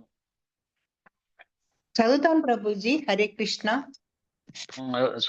చెప్పండి. ఎవరు మాత చదివేది? పేరు చెప్పండి ఒకసారి ఏమనుకోకుండా. జీ లక్ష్మి. చెప్పండి మాతాజీ. 3వ అధ్యాయం 27వ శ్లోకం కదా అన్నారు? అవునవునండి. ఓకే అండి, చదువుతున్నానండి. హరే కృష్ణ. దండవత్ ప్రణామాలు ప్రభుజీ. ప్రకృతే క్రియమాణాని గుణై కర్మాణి సర్వతః అహంకార విమూఢాత్మ కర్తాహమితి మన్యతే. అనువాదం చదవమంటారా అండి? చదవండి. విద్యాహంకార ప్రభావం వలన విమోహితుడయ్యే జీవాత్మ నిజానికి ప్రకృతి త్రిగుణములచే నిర్వహించబడే కర్మలకు తనను కర్తగా భావిస్తాడు. హరే కృష్ణ. ఏదైతే అహంకారం వలన ఆయన ఈ ప్రకృతి త్రిగుణాలచే నిర్వహించే కర్మలకు తానే కర్తగా భావిస్తాడు అని చెప్పేసి ఇక్కడ మనకి చెప్తున్నారు అనమాట. అందువల్ల మనం అర్థం చేసుకోవాలి, ముఖ్యంగా ఈ భగవద్గీత ద్వారా అర్థం చేసుకుందంటే మన జీవితంలో దీన్ని ఎలా అప్లై చేయాలి. అందుకని మనము ఇప్పుడు మనం ఇప్పుడు చేసుకున్న దాంట్లో ఒకటి ప్రభుపాద వారి భాష ద్వారా కృష్ణుడు చెప్పేదాన్ని మనం అర్థం చేసుకోవాలి. వెనకాల ఒక అదృశ్యమైన పవర్ ఉంది, ఆయన చేసిందే పనిచేస్తోంది అని మనం తెలుసుకొని ఎవరైతే నేనే కర్తగా భావిస్తున్నానో వాడు మూర్ఖుడు అని చెప్పేసి కృష్ణ భగవానుడు చెప్తున్నాడు అనమాట. అందువల్ల ఇప్పుడు మనం ఏం చేయాలి, మన దైనందిక జీవితంలో ఈ భగవద్గీతని ద్వారా మనం ఏం నేర్చుకోవాలి అన్నట్టయితే ఫస్ట్ మమకారానికి మనం విరగొట్టుకోవాలన్నమాట. మమకారాన్ని తీసేయాలి. ఎందుకంటే నేనే చేస్తున్నాను, నా వల్లనే జరుగుతోంది అని చెప్పేసి ఎవరైతే ఈ భగవద్గీతను చాలా మంది మననం చేసే వాళ్ళకి గొంతుకు అడ్డం పడుతుంటారు. అందుకే 18వ అధ్యాయంలో 17వ అధ్యాయంలో కూడా కృష్ణుడు కొంతమందిని నిందిస్తాడు. ఏమంటే నా దగ్గర ఎంత ధనం ఉంది, నేను ఎంత సంపాదిస్తున్నాను, నేను నా శత్రులందరూ పోయారు, నేనే గొప్పవాడిని, నా ప్లానింగ్ ఇలా ఉంటుందని చెప్పేవాళ్ళని భగవంతుడు అక్కడ ఆయన ఖండిస్తున్నాడు అన్నమాట. అందువల్ల మనకి ఈ శ్లోకం ద్వారా ఎవరైతే నాస్తికులు కానీ అవక్తులు కానీ ఎవరైతే కర్మకాండ చేసే వాళ్ళకి ఏముంటుందంటే నేనే నా వల్లే జరుగుతుంది, నా యొక్క ప్లానింగ్ పర్ఫెక్ట్ గా ఉంటుంది అని చెప్తుంటారు అనమాట. అటువంటి వాళ్ళకి వెళ్ళి మనం ఈ శ్లోకాన్ని కన్నా చూపించినట్టు ఏదంటే వాళ్ళకి గొంతుకు అడ్డం పట్టుంటారు, పచ్చివాకాయ పట్టుంటారు. అంటే ఇదేంటి, నా వెనకాల ఇంకొకరు ఉన్నారా అని చెప్పేసి వాళ్ళకి ఏదైనా చిన్న సమస్య వస్తే నేనేం చేయలే, అంతా భగవంతుడే, దేవుడి ఇట్లా జరిగిన దానివల్ల ఇదంతా జరిగింది అని చెప్పేసి వెంటనే నెట్టేస్తాను అనమాట. అంటే ఏదైనా గొప్ప కార్యం జరిగితే వాళ్ళని తీసుకుంటారు, లేదన్నా విరుద్ధంగా జరిగితే భగవంతుని తోసేస్తారు అనమాట. అందుకని ఈ శ్లోకం ద్వారా మనం అర్థం చేసుకోవాల్సింది ఏంటంటే మనము కర్తలము కాదు, మనము కేవలము కర్మ చేయటమే మన బాధ్యత. ఇది భగవంతుని యొక్క పర్యవేక్షణలో ఈ దేహం మనకు లభించింది కాబట్టి, ఈ ఆత్మ భగవంతుడి యొక్క అంశ కాబట్టి మనము ఏం చేసినా అంటే మనం ఏ మంచి పని చేసినా అది భగవంతుని యొక్క సంకల్పం వల్ల జరిగిందని భావించి మనం కృతజ్ఞతతో ఉండాలి. భగవంతుని కృతజ్ఞతతో ఉండి ఏ కష్టం వచ్చినా సరే ఒకటి అర్థం చేసుకోవాలి, భగవంతుని యొక్క ఉన్నతమైన ప్రణాళికత, ఈ ప్రణాళికలో భాగంగానే ఇది జరిగింది. మన జీవితంలో కూడా అనూహ్యమైన మార్పులు జరుగుతుంటాయి, ఒక్కోసారి అనూహ్యమైన సంఘటనలు జరుగుతుంటాయి. ఇదంతా భగవంతుని యొక్క ప్రణాళికనే. నిజం మనం ఆలోచించండి, కృష్ణ కృపామూర్తి అభయచరణారవింద భక్తి వేదాంత స్వామి శిల ప్రభుపాద వారు ఎంత ప్రభుపాదుల వారికి ప్రియమైన శిష్యుడు. శిల భక్తి సిద్ధాంత సరస్వతి గోస్వామి ప్రభుపాదుల వారికి ప్రియమైన శిష్యుడు ఆయన. మరి ఆయన ఎంతో రకంగా ఎన్నో మనకి ఉన్నతంగా చదువులో కానీ అలాగే వ్యాపారంలో కూడా బ్రహ్మాండంగా చదువుతున్న దాన్ని మరి ఈయన యొక్క మనందరి యొక్క ఉద్ధరించడం కోసం చెప్పేసి ఆయన వ్యాపారంలో కూడా వారికి సరిగ్గా లాభాలు రాకపోవటము, ఎన్నో ఇబ్బందులు ఫేస్ అవ్వటము, దాని వెనకాల ఎన్నో కార్యాలు ఉన్నాయండి. భగవంతుని యొక్క ప్రణాళిక చాలా అత్యంత అద్భుతంగా ఉంటుంది. ఆ విధంగా ఉండటం వల్ల ప్రభుపాద వారు మరి తర్వాత ఆయన యొక్క సంసార జీవితం నుంచి మరి బయటికి రావటం, ఆ తర్వాత బృందావనం వచ్చి సన్యాసం స్వీకరించటం, మరి ఆయన సన్యాస జీవితంలో కూడా ఎన్నో కష్టాలు. మరి వయసులో ఉన్నప్పుడు ఈ ఆపర్చునిటీ రాలేదానికి, 70 సంవత్సరాల వయసులో ఉన్నప్పుడు ఆపర్చునిటీ వచ్చింది. మళ్ళీ అమెరికా వెళ్ళటము, అక్కడ కూడా వెంటనే ఏమి మనం అనుకున్నంత ఈజీగా ఏమి ఇస్కాన్ అనేది ఏమి అవలేదన్నమాట. దాని వెనకాల ఎంతో ప్రభుపాదుల వారి యొక్క ఆయన కేవలము గురువు యొక్క వాక్కుల మీద విశ్వాసం ఉంచి కృష్ణుడి మీద వాక్యం ఉంచి ఆయన చేశాడనమాట. అందువల్ల అనూహ్యమైన సంఘటనలు ఏది జరిగినప్పటికీ కూడాను ఇదంతా భగవంతుడి యొక్క నిర్దేశానుసారంగా జరుగుతుందని చెప్పేసి ఆ ఓర్పుతో చేయటం వలన ఈ రోజున కొన్ని కోట్లాది మంది భక్తుల రూపంలో మారుతున్నారు. కృష్ణ భగవాన్ యొక్క నామజపం చేయడానికి కానీ వాళ్ళ దైనందిన జీవితంలో ప్రపాదం చూపించింది ఏంటంటే సమూలమైన మార్పు తీసుకొచ్చారు. ఎవరైనా భక్తులు ఒక్కోసారి ఏమవుతుందంటే ఒకసారి చిన్న చిన్న ఇబ్బందులు అవుతుంటాయి. వాళ్ళలో కూడా కొన్ని సార్లు డిస్టర్బెన్స్ అవుతుంటారు. కొంతసారి కొన్ని ఈ యొక్క నియమాలను కూడా ఉల్లంఘించడం జరుగుతుంటుంది. ఆ నియమాలు ఉల్లంఘించినప్పుడు కూడా ఏమనుకుంటుంది, అరే ప్రపాద్ ఇలా చెప్పారు, కృష్ణుడు ఇలా చెప్పాడు అని చెప్పేసి దాంట్లో పరివర్తన వస్తుంది. వాళ్ళకి పరివర్తన వచ్చి వెంటనే మార్పు వాళ్ళు మార్చుకుంటారు. ఈ పరివర్తన అనేది ప్రపాద్ వారు తీసుకొచ్చిన గొప్ప మనకి విషయం అన్నమాట. ఇదే కృష్ణ భగవానుడు ఇచ్చిన సందేశాన్ని మనందరి జీవితాల్లో తీసుకొచ్చి ఈ మార్పు రావటం వల్ల ఏమవుతుందంటే చిన్న చిన్న ఇబ్బందులు వచ్చినప్పుడు వెంటనే వాళ్ళు చేంజ్ అయిపోయి మళ్ళా మన పాత జీవితం వదిలేసేసి మళ్ళీ కొత్త జీవితంలోకి ఏదైతే ఈ భగవత్ సందేశం దాంట్లోకి భగవత్ చైతన్యంలోకి మన శరీరాన్ని మార్చుకునే స్థితి వస్తుంది అనమాట. అందువల్ల ఏ కష్టం వచ్చినా ఏ ఊరికి వచ్చినా భగవత్ ప్రణాళికలో భాగము. నేను కేవలము పనిచేసేవాడిని, నా వెనకాల ఒక కృష్ణుడే ఆయన అధ్యక్షుడు పనిచేస్తుందనే ఈ విషయం తెలుస్తుందో శాంతిగా జీవిస్తాడు. మన యొక్క కర్తవ్యం ఏంటంటే భగవద్గీత 3వ అధ్యాయము 30వ శ్లోకంలో ఒక చక్కటి వివరణ ఇచ్చాడండి. దీనికి అనుసంధానంగా 3వ అధ్యాయము 30వ శ్లోకము ఏం చెప్తున్నారండి ఇక్కడ, మయి సర్వాణి కర్మాణి సన్యస్య ఆచ్ఛాత్మ చేతస నిరాశి నిర్మహో భూత్వ యుద్ధస్థ విగత జ్వర. అందుకని అర్జున, నన్ను గూర్చిన పరిపూర్ణమైన జ్ఞానముతో లాభాపేక్ష లేకుండా మమత్వము లేకుండా నీ కర్మలన్నీ నాకు సమర్పించి నువ్వు అలసత్వాన్ని వీడు, యుద్ధం చేయని చెప్పేసి మనకు చెబుతుందన్నమాట. అందువల్ల ఈ శ్లోకాన్ని మనం చేసుకుంటే ఇదంతా ఆయన అధ్యక్షతన పనిచేస్తుంది కాబట్టి ఈ భగవద్గీత జ్ఞానం ద్వారా మనం ఈ 9వ అధ్యాయం 10వ శ్లోకం జ్ఞానాన్ని మనం తెలుసుకున్నట్టయితే ఇది భగవంతుడి యొక్క అధ్యక్షతన పనిచేస్తుంది కాబట్టి నేను నాది అనే బంధం లేకుండా మనం చక్కగా విముక్తి చెందుతాం అనమాట. విముక్తి చెంది అయ్యే ఇదంతా కూడా భగవాన్ని ఆధీనంలోనే ఉంది అని చెప్తూ మనం ఫలితాల పట్ల ఆసక్తి చూపించకుండా, ఇప్పుడు మొన్న గీతా జయంతి జరిగింది, చాలా మంది చాలా పుస్తకాలు వితరణ చేయడానికి ప్రయత్నం చేస్తుంటారు. ఒక్కొక్కరికి బాగా సక్సెస్ అయి ఉండొచ్చు, ఒక్కొక్కసారి కొన్ని పుస్తకాలే పోయి ఉండొచ్చు అనమాట. కానీ మన ప్రయత్నం అనేది మనం చేయటం అనేది చాలా ముఖ్యం అనమాట. ఆ విధంగా చేసుకున్నట్టయితే ఈ ఒకసారి పుస్తకాలు వితరణ చేసినప్పుడు కూడా వెంటనే సక్సెస్ సాధించకపోవచ్చు, కానీ ఒకసారి ఆ చూపు చూస్తాడు ఆయన, దాని వైపు చూస్తారు, దాన్ని టచ్ చేస్తారు, ఇంకోసారి 10 సార్లు వెళ్తే, ఎందుకంటే ఒకసారి ప్రపాదుల వారు ఒక అమెరికా శిష్యుణ్ణి మన భారతదేశంలో వచ్చినప్పుడు ఆయన ఏం చెప్పారంటే, మీరు వెళ్ళి అందరి దగ్గర ఫండ్స్ కలెక్షన్ చేసుకుని, అంటే కార్డ్స్ ఉన్నాయి కదా మనకి, ఆ కార్డ్స్ లైఫ్ మెంబర్ కార్డ్స్ రాయించండి అంటే, నాకేం తెలుసు ప్రపాద్, నాకు భాష రాదు, ఏమి రాదు అంటే, లేదు మీరు వెళ్ళండి, మీ ప్రయత్నం మీరు చేయండి అని చెప్పేసి చెప్తారనమాట. చెప్తే ఆయన ఆశ్చర్యకరంగా లైఫ్ మెంబర్షిప్ కార్డ్స్ బ్యాగ్ వేసుకొని భుజాన, భాష రాదు, ప్రాంతం తెలియదు, ఆయన వెళ్ళి ఆ ఊర్లోనే లైఫ్ మెంబర్స్ కోసం వెళ్తూ ఉంటాడు అనమాట. వెళ్ళినప్పుడు వాళ్ళు ఆశ్చర్యకరంగా ఆ రోజు 10 కార్డులు రాస్తారు, లైఫ్ మెంబర్స్ రాస్తారు అనమాట. ఆయన సంతోషంతో ఆశ్చర్యపోతాడు, ప్రపాద్ ఈ రోజు 10 కార్డ్స్ అయినాయి అంటే. అప్పుడు చెప్తారు ప్రపాద్, ఏదైతే ఈ 10 కార్డ్స్ ఈ రోజు నువ్వు వచ్చినాయో ఆల్రెడీ 10 మంది భక్తులు 10 సార్లు వెళ్ళి 10 సార్లు వాళ్ళు తీసుకోకుండా వచ్చారు, 11సారి నీ దగ్గర తీసుకున్నారు. అంటే ఇప్పుడు మనం ఏదైతే ఈ పుస్తకంలో వితరణ జరిగినప్పుడు ఏదైనా సరే ఒక్కోసారి ఆ క్షణం తీసుకోకపోవచ్చు, కానీ చూస్తారు, దాన్ని టచ్ చేస్తారు, కొద్దిగా అజ్ఞాన చుకృతి వల్ల కానీ రకరకాల వల్ల నెక్స్ట్ టైం వచ్చి ఖచ్చితంగా పుస్తకం తీసుకుంటారు. ఎక్కడైతే భగవద్గీత పుస్తకం తీసుకుంటున్నారో వారు జీవితము, వాళ్ళ వంశంలో 21 తరాలు ఉద్ధరించబడతాం గ్యారంటీ. ఎందుకంటే ప్రభుపాద వారు చెప్పారు, ఇది టైం బాంబ్, ఎప్పుడు పేలాలో అప్పుడే పేలుతుందని చెప్పేసి మనకు చెప్తున్నాను. అంటే ఎందుకు నేను ఈ శ్లోకాన్ని చెప్తున్నానంటే, దీన్ని చెప్తున్నానంటే మన కర్మలు మనం చేయటమే మన బాధ్యత. మనం చేసినట్టే దాని ఫలితాన్ని ఎప్పుడు ఎలా ఇవ్వాలో భగవంతుడు ఖచ్చితంగా ఇస్తాడు. ఈ బుక్ డిస్ట్రిబ్యూషన్ లోనే నాకు ఒక చాలా ప్రేరణ కలిగే ఒక చిన్న స్టోరీ ఉంది. చాలా సార్లు నేను చెప్పుకుంటా, ఇదే స్టోరీ చెప్తుంటాను. ఒకసారి ప్రభుపాదుల వారి నిర్దేశం మేరకు వారు కొంతమంది భక్తులందరూ కలిసి పుస్తక వితరణ చేస్తున్నారండి. అప్పుడు కృష్ణా బుక్, ప్రభుపాదుల వారు చాలా ప్రత్యేకమైన దృష్టి పెట్టారు కృష్ణా బుక్ మీద. ఆ కృష్ణా బుక్ డిస్ట్రిబ్యూట్ చేస్తూ వెళ్ళిపోయారు.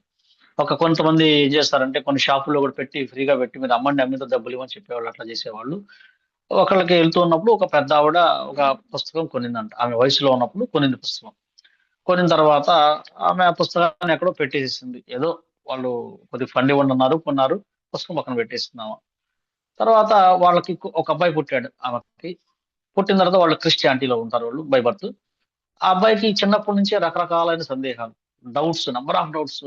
ఆయన ఆ డౌట్స్ సమాధానం ఎవరు చెప్పలేకపోతున్నారు. ఆయన చర్చికి వెళ్తున్నాడు, పాస్టర్ని ప్రతి వారం అడుగుతాడు. ఆయన అడిగే ప్రశ్నలకి, ఎందుకంటే ఎవరు సరైన జ్ఞానం, వాళ్ళకి పరిపూర్ణమైన జ్ఞానం లేదు. ఆ అబ్బాయి అడిగే ప్రశ్నలకి నీకు ఇంకా అర్థం కాదు వయసు అలా చెప్తూ ఉంటే ఏమీ చెప్పలేకపోతున్నారు. ఒక రోజు పెద్దవాడు అయ్యాడు అబ్బాయి, సుమారుగా 22-23 సంవత్సరాల వయసు, 25 సంవత్సరాల వయసు వచ్చింది అబ్బాయికి. ఒకసారి ఈ అడిగే ప్రశ్నలకు ఒక రోజు వాళ్ళ అమ్మగారు, నాయన నీ ప్రశ్నలు నేను సమాధానం చెప్పలేకపోతున్నాను, కానీ నాకు ఒక చిన్న సంఘటన గుర్తొస్తుంది, నువ్వు చెప్పే ఈ ప్రశ్నలు అడుగుతుంటే నాకు ఇప్పుడు గుర్తొస్తుంది.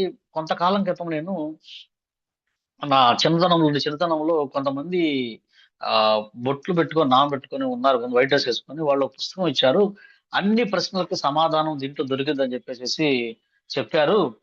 ఆ బుక్ ఎక్కడ ఉంది, నేను వెతుకుతాను, నీ ప్రశ్నల పరంపరకి ఏమన్నా ఆగుతుందేమో, నీకు హెల్ప్ అవుతుందని చెప్పేసి చూద్దామని చెప్పేసి వాళ్ళు వాళ్ళున్న ఏదైతే గార్డు అంత కదా రూమ్, స్టోర్ రూమ్ మొత్తం వెతికితే ఆ స్టోర్ రూమ్ లో డస్ట్ పట్టిపోయి పుస్తకం ఉందన్నమాట. ఈ పుస్తకం కృష్ణ బుక్, భగవద్గీత బుక్ ఉందన్నమాట. పుట్టిన తర్వాత అది కవర్ కూడా తీయలేదు, బాగా డస్ట్ పడితే శుభ్రంగా తుడిచేసేసి, చూడండి ఆయన వాళ్ళు చెప్పారు సర్వ ప్రశ్నలకి అన్నిటికీ సమాధానం గ్రంథంలో ఉంటుందని చెప్పేసి ఇచ్చారని చెప్పి భగవద్గీత, శ్రీకృష్ణ బుక్ రెండు కూడా ఆయనకి ఇచ్చారు. అమ్మాయి ఇచ్చి నువ్వు చదువు, నీకు ఏమైనా ఉపయోగపడుతుందని చెప్పి ఆయన తీసేసి ఈ భగవద్గీతను మననం చేశాడు. ఆ తర్వాత కృష్ణ బుక్ తీసి చదివితే అతని యొక్క అన్ని ప్రశ్నలకి అన్ని సమాధానాలు చాలా అవలేలుగా దొరికినాయి, చాలా సింపుల్ గా దొరికిపోయాయి అనమాట. అతను ఆనందానికి అవధం లేదండి. ఎలా ఉందంటే అతను భూమికి 5 అడుగుల ఎత్తులో నడుస్తున్న అంత ఆనందంగా ఉంది దానికి. ఆ గోలోకము, ఆ బృందావనము, ప్రపాద్ వారి యొక్క ఆ భాష్యంలో అంటే అత్యంత రమణీయంగా ఉన్న తర్వాత వారు ఆమె తల్లిని పట్టుకొని చాలా చాలా చాలా చాలా హ్యాపీగా, నా ప్రశ్నలన్నీ సమాధానం దొరికింది, ఇది ఎక్కడ ఇచ్చారు, ఎవరు ఇచ్చారు నాకు తెలియదు ఆయన, 25 ఏళ్ల క్రితం ఎప్పుడో ఇచ్చారు, మరి అడ్రస్ ఎక్కడ, వెనకాల అడ్రస్ పట్టుకొని ఆయన అనుకున్నాడు ఇదేదో చిన్న సెంటర్ ఉంటుందిలే అని చెప్పి చిన్న పుస్తకం అనుకుని వెళ్తున్న తర్వాత ఆ మందిరానికి వెళ్తే చాలా పెద్ద భవ్యమైన మందిరం ఉందంట అక్కడ. ఎప్పుడు చూడలేదు ఆ మందిరాన్ని. ఆ మందిరానికి వెళ్ళి అక్కడ అర్చామూర్తుల్ని, శ్రీ విగ్రహాలని, భక్తుల్ని కలుసుకొని వాళ్ళతో సాంగత్యం తీసుకొని ఆయన ప్రశ్నలన్నీ సమాధానం చూసుకున్న తర్వాత ఏం జరిగింది, ఆయన ఆ టెంపుల్ ప్రెసిడెంట్ అయ్యాడు. అంటే ప్రభుపాదుల వారు నిర్దేశానుసారము ఎవరైతే ఈ కార్యం చేశారో భక్తులు ఆ పుస్తకాలు వితరణ చేశారు, కానీ ఆ భక్తుడు 25 సంవత్సరాల తర్వాత భక్తుడు అయ్యాడు. ప్రభుపాద్ వారు అది ఎందుకే ఉంటారంటే టైం బాంబ్స్ అంటారు వీటిని. ఎప్పుడు వారి యొక్క కర్మ నశించుతుందో అప్పుడు వీళ్ళకి గ్రంథం పట్టుకునే అవకాశం వస్తుంది. అందుకని మన యొక్క దైనందిక జీవితంలో ఎన్నో కర్మలు మనం చేస్తూ ఉంటాము. ప్రతి కర్మకి మనము భగవంతుని నిర్దేశంలోనే, గురువు నిర్దేశం మనం చేసినట్లయితే మనం దాన్ని కర్తగా భావించకూడదు. ఇదంతా కృష్ణుడి యొక్క నిర్దేశంలో చేస్తోంది, సృష్టి స్థితి లయ. అందుకని మనం శరణాగతి పొందాలి కృష్ణుడి గయ, ఇదంతా భగవంతుని నిర్దేశం చేస్తుంది, ఆయన అధ్యక్షులకు ఆయన సుప్రీం కంట్రోలర్ అని చెప్పి చివరికి ఆ విశ్వాసం ఎక్కడికి వెళ్తుంది, మనకి సరెండర్ దగ్గరికి వెళ్తుంది. అందుకని చెప్పాడు శరణాగతి పొందు. అందుకే భగవద్గీతలో కృష్ణుడు అర్జునుడు శరణాగతి పొందేదాకా ఏం మాట్లాడలేదండి. ఆయన ఎప్పుడైతే శరణాగతి పొందాను కృష్ణ అని చెప్పాడో అప్పుడు మాట్లాడటం స్టార్ట్ చేశాడు. అందుకని మన శరణాగతి పొందేదాకా మనకి ఏ విషయాలు కూడా అనుభూతం కావు. అందుకే మనము ఆయనే సుప్రీం పవర్ అని చెప్పేసి ఈ హరే కృష్ణ మహామంత్రం ద్వారా మనం శరణాగతి పొందినట్లయితే ఖచ్చితంగా మనకి అన్ని విషయాలు కూడాను మనకి అనుభూతం అవుతాయి అని చెప్పేసి చెప్తుంది అనమాట. అందుకే చెప్పాడు ఆయన చివరగా సర్వధర్మాన్ పరిత్యజ్య మాం ఏకం నాకు మాత్రమే శరణం వ్రజ అహం త్వాం సర్వ పాపేభ్యో మోక్షయిష్యామి మా శుచః. అందుకని మనము ఖచ్చితంగా ఈ శరణాగతి గనక అంటే ఒక్కొక్కటి వెనకాల మనం చూసుకుంటే అదృశ్య శక్తి ఉంది, ఆయన కంట్రోల్లో పనిచేస్తోంది. అలాగే మనం కర్తం కాదు, మనం కేవలం మన కార్యం చేయడం మన బాధ్యత. ఈ విధంగా ఒక్కొక్కటి తీసుకుంటే ఆ విశ్వాసం పెట్టుకుని ఆ విశ్వాసం చివరికి మనకి భగవంతుని యొక్క శరణాగతి చెప్పినప్పుడు ఈ శరణాగతి పొందడం వల్ల ఏం జరుగుతుంది, మనకి పరమ సంతృప్తి కలుగుతుంది. ఈ సంతృప్తి వల్ల మనం సేవ చేస్తాము. అప్పుడు ఆయన నమ్మి దానివల్ల ఏమవుతుందంటే ప్రపాద వారు ఒక మాట చెప్తారన్నమాట. మానవుడు కృష్ణుడి యొక్క ప్రకృతి అధ్యక్షతను ఒప్పుకున్నప్పుడు తనకు సంబంధించిన విషయాలన్నీ కూడా కృష్ణుడి సంకల్పానికి అప్పగించి తన ప్రయత్నంలో ఓటమి వచ్చినా విజయం వచ్చినా శాంతంగా ఉండగలడు. ఇది జరిగే గొప్ప మిరాకిల్ అన్నమాట. అప్పుడు ఏదైతే ఈ సంతృప్తి శరణాగతి పొందిన సంతృప్తి వస్తుంది, మనం కృష్ణుడికి మన యొక్క బాధ్యత అప్పచెప్పేసేస్తాము. అప్పుడు ఏమవుతుంది మనం చూసాం కదా, పాండవులు వాళ్ళు ఏ పరిస్థితుల్లో ఉన్నా సరే తమ బాధ్యతను పూర్తిగా ఆయనకే అప్పచెప్పారు. ఈ శరణాగతి అనే దానికి ఈ రోజు చివర ఇంకొక చిన్న విషయం చెప్తాను. మనం ఈ రోజు క్లాస్ ముగిద్దాము. ఏంటంటే భాగవతం నుంచి కూడా ఈ శ్లోకం మనకి ఈశ్వరుడు ప్రకృతి మధ్య సంబంధాన్ని చూపిస్తుంది. భాగవతంలో ఒక శ్లోకం ఉందండి. ఏంటంటే ఆ శ్లోకము 1.3.37 స ఏవ యుగ సంధ్యాయాం ఇదం మేఘ విలం ఈశ్వర అప్రియశ్వేపి హే దృష్టాంతం పుత్స ఆత్మాతు కేవలం. ఈ సృష్టికి ఆశ్రయం శ్రీకృష్ణుడే. ఆయన ప్రకృతికి అధిష్టాత అయినప్పటికీ ప్రకృతిలో జరిగే శుభ అశుభాలకి సాక్షిగా నిర్లప్తిగా ఉంటాడని చెప్పేసి చెప్తాడు అన్నమాట. ఇక్కడ చెప్పాడు కదా ఉదాసీనవత్ 9వ అధ్యాయం ఈ శ్లోకంలో చెప్పాడు కదా, ఉదాసీనవత్ ఏంటంటే నిర్లిప్తగా ఉంటాడు. మయధ్యక్షేణ అనే ఈ 9.9 శ్లోకంలో ఉదాసీనంగా ఉంటాడని చెప్పాడు. ఈ శ్లోకంలో పర్యవేక్షణలో జరుగుతుందని చెప్పాడు. ఈ రెండిటికి భాగవతంలో చక్కటి ఉదాహరణ కూడా ఉందన్నమాట. అందువల్ల ఈ భాగవతము మనము అధ్యయనం చేసుకున్నట్టయితే ప్రతి కర్మకి మనం ఆయన అధ్యక్షతలో పనిచేయాలి. దీని వెనకాల మనం కర్త కాదు, మనం కేవలం కర్మే మనం చేయాలి. దీని అన్నిటికీ అధిపతి కృష్ణుడే అని చెప్పి మనం అర్థం చేసుకోవాలి. అప్పుడు మనకేమర్థం అవుతుంది, ఈ ప్రకృతి మొత్తానికి కృష్ణుడే ఈశ్వరుడు అనే విషయం అర్థమైంది మనకి. ఈశ్వరుడు అయినప్పుడు మనం ఎవరు? జీవులము. మరి జీవుడి యొక్క కర్తవ్యం ఏంటంటే చైతన్య చరితామృతంలో శ్రీకృష్ణ మన చైతన్య మహాప్రభు చెప్పారు.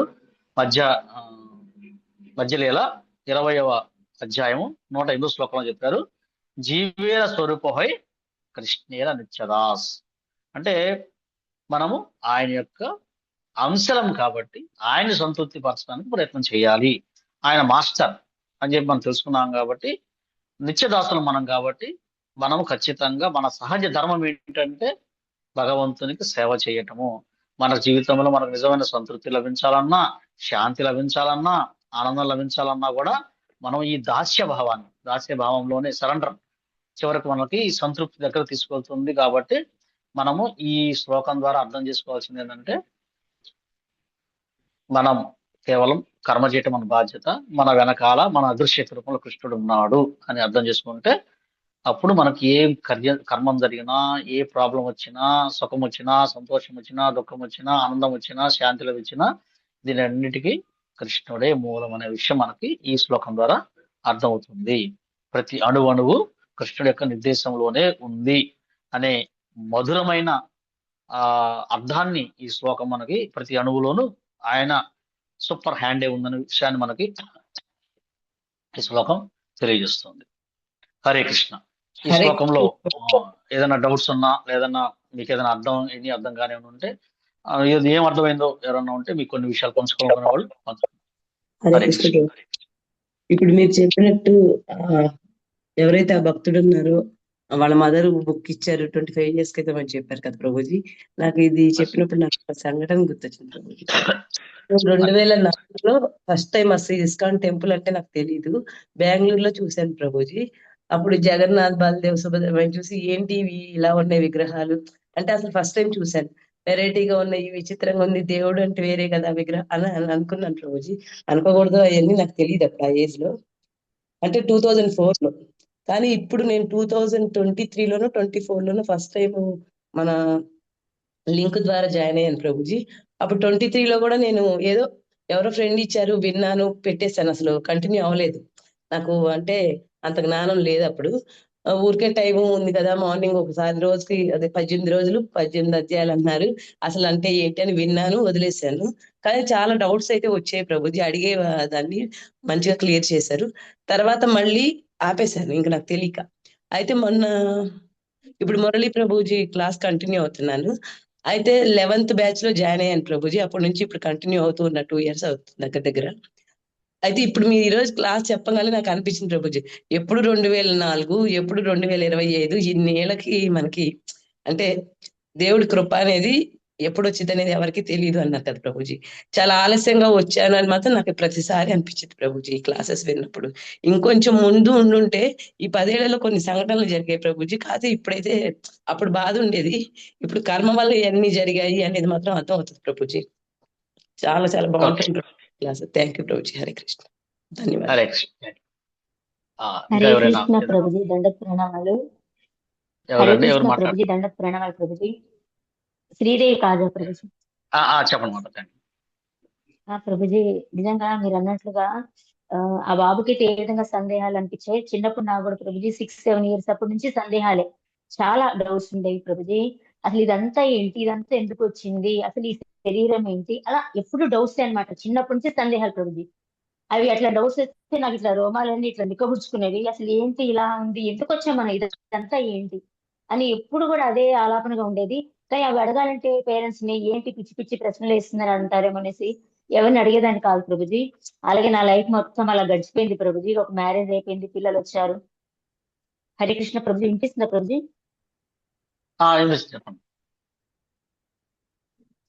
హరే కృష్ణ ప్రభుజీ. చెప్పండి. సో ఇంకా చెప్పండి. మ్యారేజ్ అయిపోయింది నాకు ప్రభుజీ. మ్యారేజ్ అయిపోయింది, పిల్లలు వచ్చారు. ఏదో టెంపుల్స్ కి వెళ్ళడం అలా రావటమే కానీ నా ప్రశ్నలకైతే సందేహాలకి ఎవరిని అడగలేకపోయాను.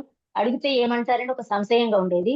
ఇంకా స్లోగా ఇక ఏకాదశులు ఉండడం స్టార్ట్ చేసుకున్నాను ప్రభుజీ. ఈ క్లాసెస్ లోకి రాకముందే ఏదో స్వామి కృప వల్ల ఈ క్లాసెస్ లో జాయిన్ అవడం జరిగింది. సో ఇక స్లోగా క్లాసెస్ లో విన్న తర్వాత నాకు ఏవైతే సందేహాలు ఉన్నాయో అన్ని సందేహాలు ప్రభుజీ భగవద్గీత విన్న తర్వాతే నివృత్తి అయిపోయాయి ప్రభుజీ. అసలు ఎంత అద్భుతంగా అనిపించిందంటే, కృష్ణయ్య నేను ఒకసారి కోరుకున్నాను, భగవద్గీత ఒక్క శ్లోకం అర్థం తెలియదు, అసలుకి నా సందేహాలు ఎప్పుడు నివృత్తి అవుతాయి అని అనుకున్నాను ప్రభుజీ. క్లాసెస్ లో జాయిన్ అవ్వటము గురు కృప వల్ల మనకి సందేహాలన్నీ తీరిపోయాయి ప్రభుజీ. నిజంగా మనకి గనక తపన ఉంటే, తృష్ణ ఉంటే స్వామి ఖచ్చితంగా తీసుకుంటారు మనల్ని అనేది మాత్రం నా రియల్ లైఫ్ లో నేను అనుభవించాను ప్రభుజీ. ఇంకా మీరు చెప్పినట్టుగా ప్రభుజీ, ఆయన ఈ ప్రకృతి అంతా సృష్టించారు, కానీ ఆయన అసంగత్వాన్ని ప్రదర్శిస్తారు.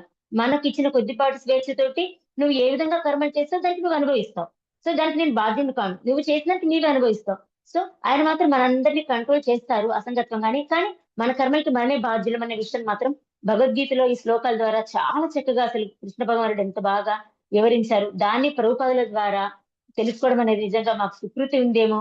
ఈ అన్ని పాపరాశి అనేది తగ్గుతూ ఉంటేనే మనం ఈ మార్గంలోకి వస్తామనేది మీరు చెప్పినట్లు మాత్రం ఈ అనుభవపూర్వకంగా తెలుసుకుంటున్నాం ప్రభుజీ. చాలా ధన్యవాదాలు ప్రభుజీ. హరే కృష్ణ. హరే కృష్ణ ప్రభుజీ, దండవత్ ప్రణామాలు.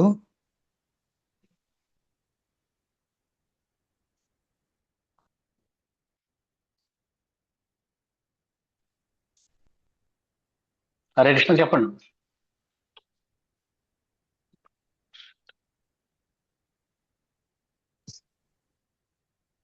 హరే కృష్ణ వినపడుతుంది అన్నమాట. ప్రభుజీ ప్రాబ్లం ఎవరితో బోర్డు ఆన్ అయింది ప్రభుజీ. ఎస్ ప్రభు, ఏదో వస్తుంది అందుకే స్క్రీన్ కంఠం మాతాజీ దగ్గర నుంచి అన్నట్టుగా వస్తుంది చూడండి మాతాజీ. వచ్చింది మాతాజీ, ఇప్పుడు వచ్చింది చూడండి. కనిపిస్తుంది ప్రభుజీ, మీ వాయిస్ అయితే ప్రభుజీ మా వాయిస్ వస్తుందా ప్రభుజీ? మా అందరిది వాయిస్ వస్తుంది కానీ మాతాజీ ఏదో బోర్డు ఆన్ అయింది. కొంచెం దాన్ని కింద యారో మార్క్ ఉంది చూసారు మాతాజీ, కింద సైడ్ అది టచ్ చేయండి, స్క్రీన్ వస్తుంది మాతాజీ. స్క్రీన్ నాకు వచ్చింది ఎవరికి వాళ్ళు ఆన్ చేసుకోవాలి మాతాజీ.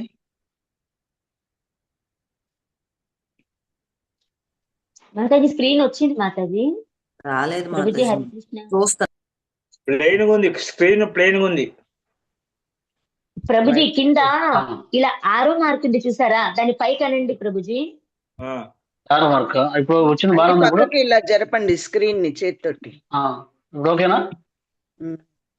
ఇప్పుడు కనపడుతుంది. ఇప్పుడు కనపడుతుంది. చెప్పండి మాతాజీ. సారీ.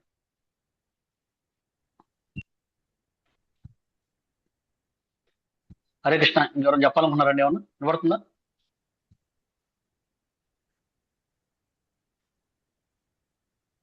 హరే కృష్ణ. హరే కృష్ణ ప్రభుజీ, ధన్యవాద ప్రణామం. వినపడుతుంది. హరే కృష్ణ ప్రభుజీ. చెప్పండి మాతాజీ. వినిపిస్తుందా ప్రభుజీ? వినిపిస్తుంది, చెప్పండి.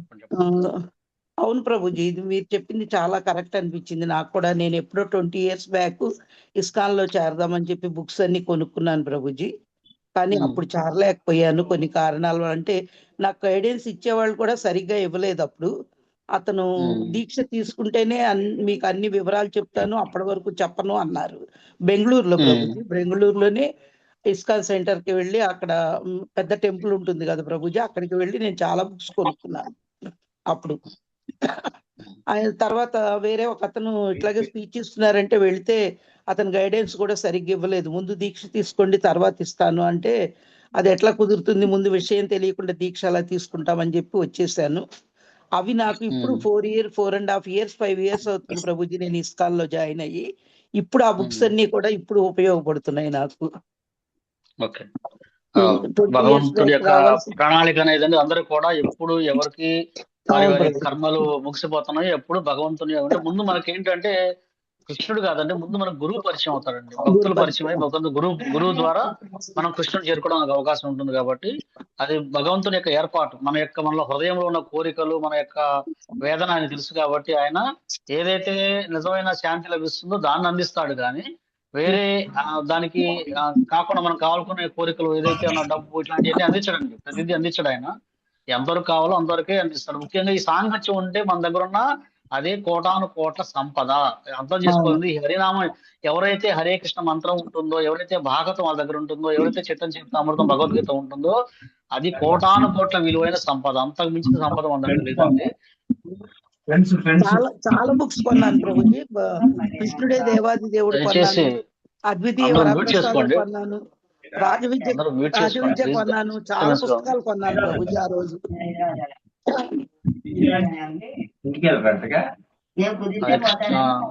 హరే కృష్ణ ప్రభుజీ. వెయిట్ చేసుకోండి కొంచెం, తర్వాత వాళ్ళే మాట్లాడచ్చు. అందరికి డిస్టర్బెన్స్ అవుతుంది. హరే కృష్ణ చెప్పండి ప్రభుజీ. నాకైతే చాలా చాలా చాలా చాలా క్రిటికల్ సిచ్యువేషన్ లో ప్రభుజీ అనుకోకుండా భాగవతం పుస్తకాలు సెట్ మొత్తం వచ్చింది ప్రభుజీ నాకు.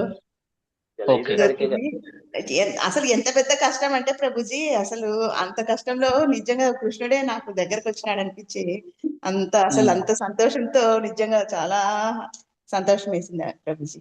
అంటే ఒక మిరాకిల్ ప్రభుజీ అది. అందుకనే మనకి ఈ అర్థం చేసుకోవాల్సిందంటే ఎప్పుడైతే కృష్ణుడు మన ఇంట్లోకి వచ్చాడో మనం ఏం చేయాలంటే మనం సాధ్యమైన కోరిక.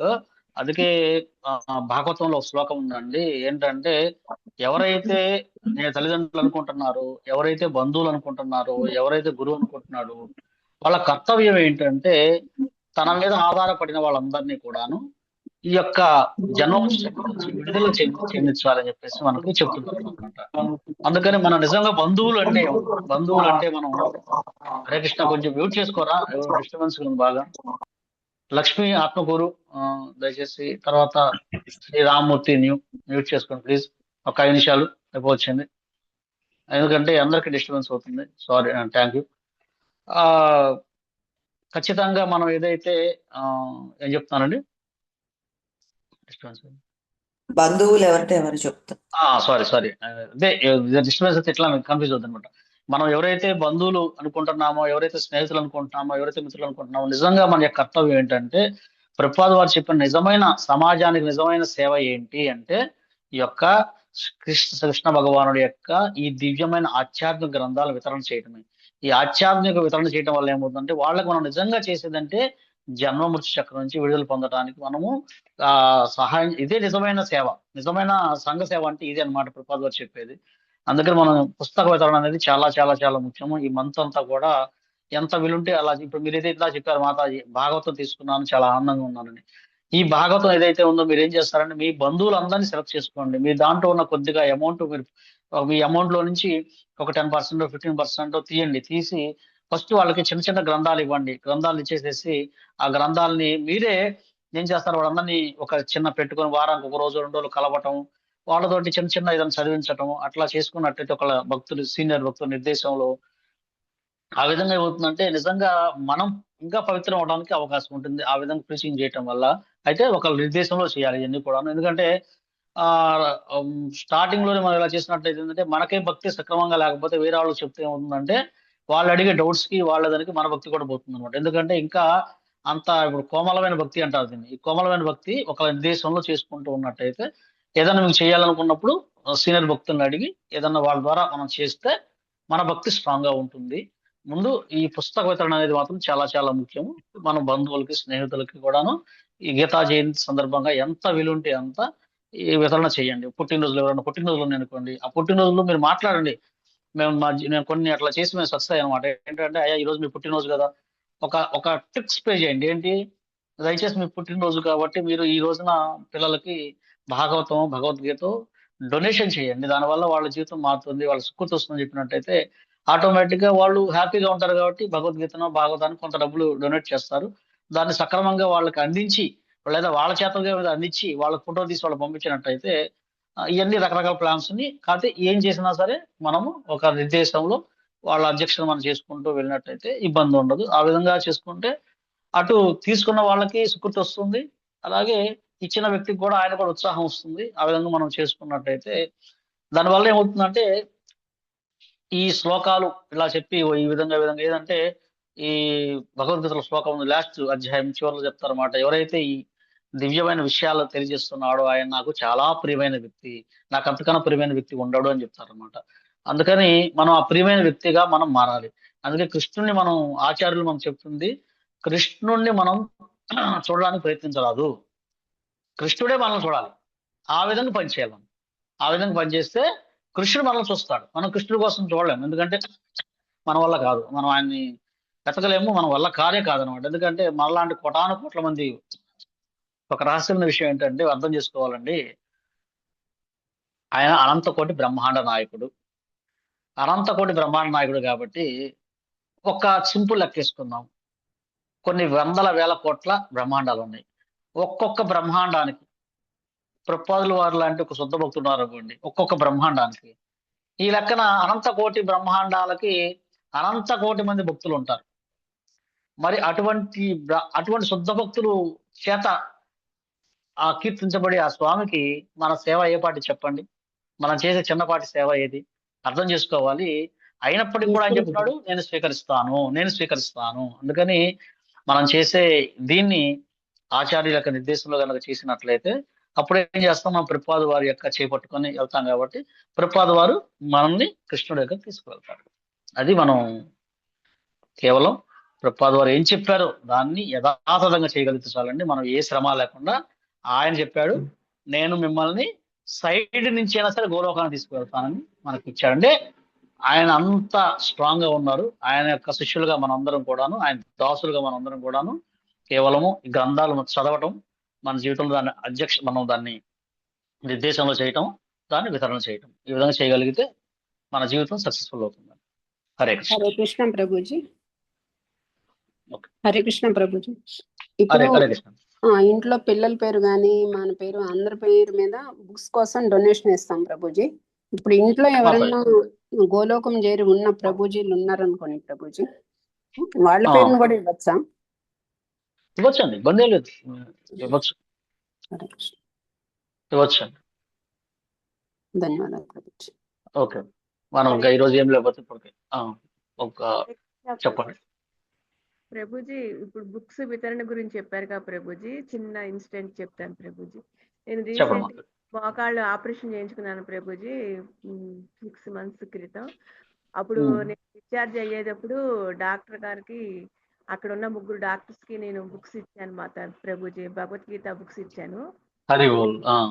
మెయిన్ గా నాకు మోకాలు ఆపరేషన్ చేసిన డాక్టర్ గారు, అమ్మా నాకు ఈ బుక్స్ ఇస్తున్నారు, నాకు ఈ బిజీ లైఫ్ లో అసలు చదివే టైమే ఉండదు, నా దగ్గర చాలా బుక్స్ ఉన్నాయంటే మీరు ఏదో ఒక రోజు చదువుతారు సార్, మీ దగ్గర ఉంచుకోండి అన్న. నేను ఇంటికి వచ్చేసి 1 week తర్వాత ఆయనే ఫోన్ చేసి, నేను భగవద్గీత మొదలు పెట్టానమ్మా, చదువుతున్నాను, నేను చదువుతాను అనుకోలేదు అని అన్నారు. హరిబోల్ హరిబోల్. చూడండి, ఖచ్చితంగా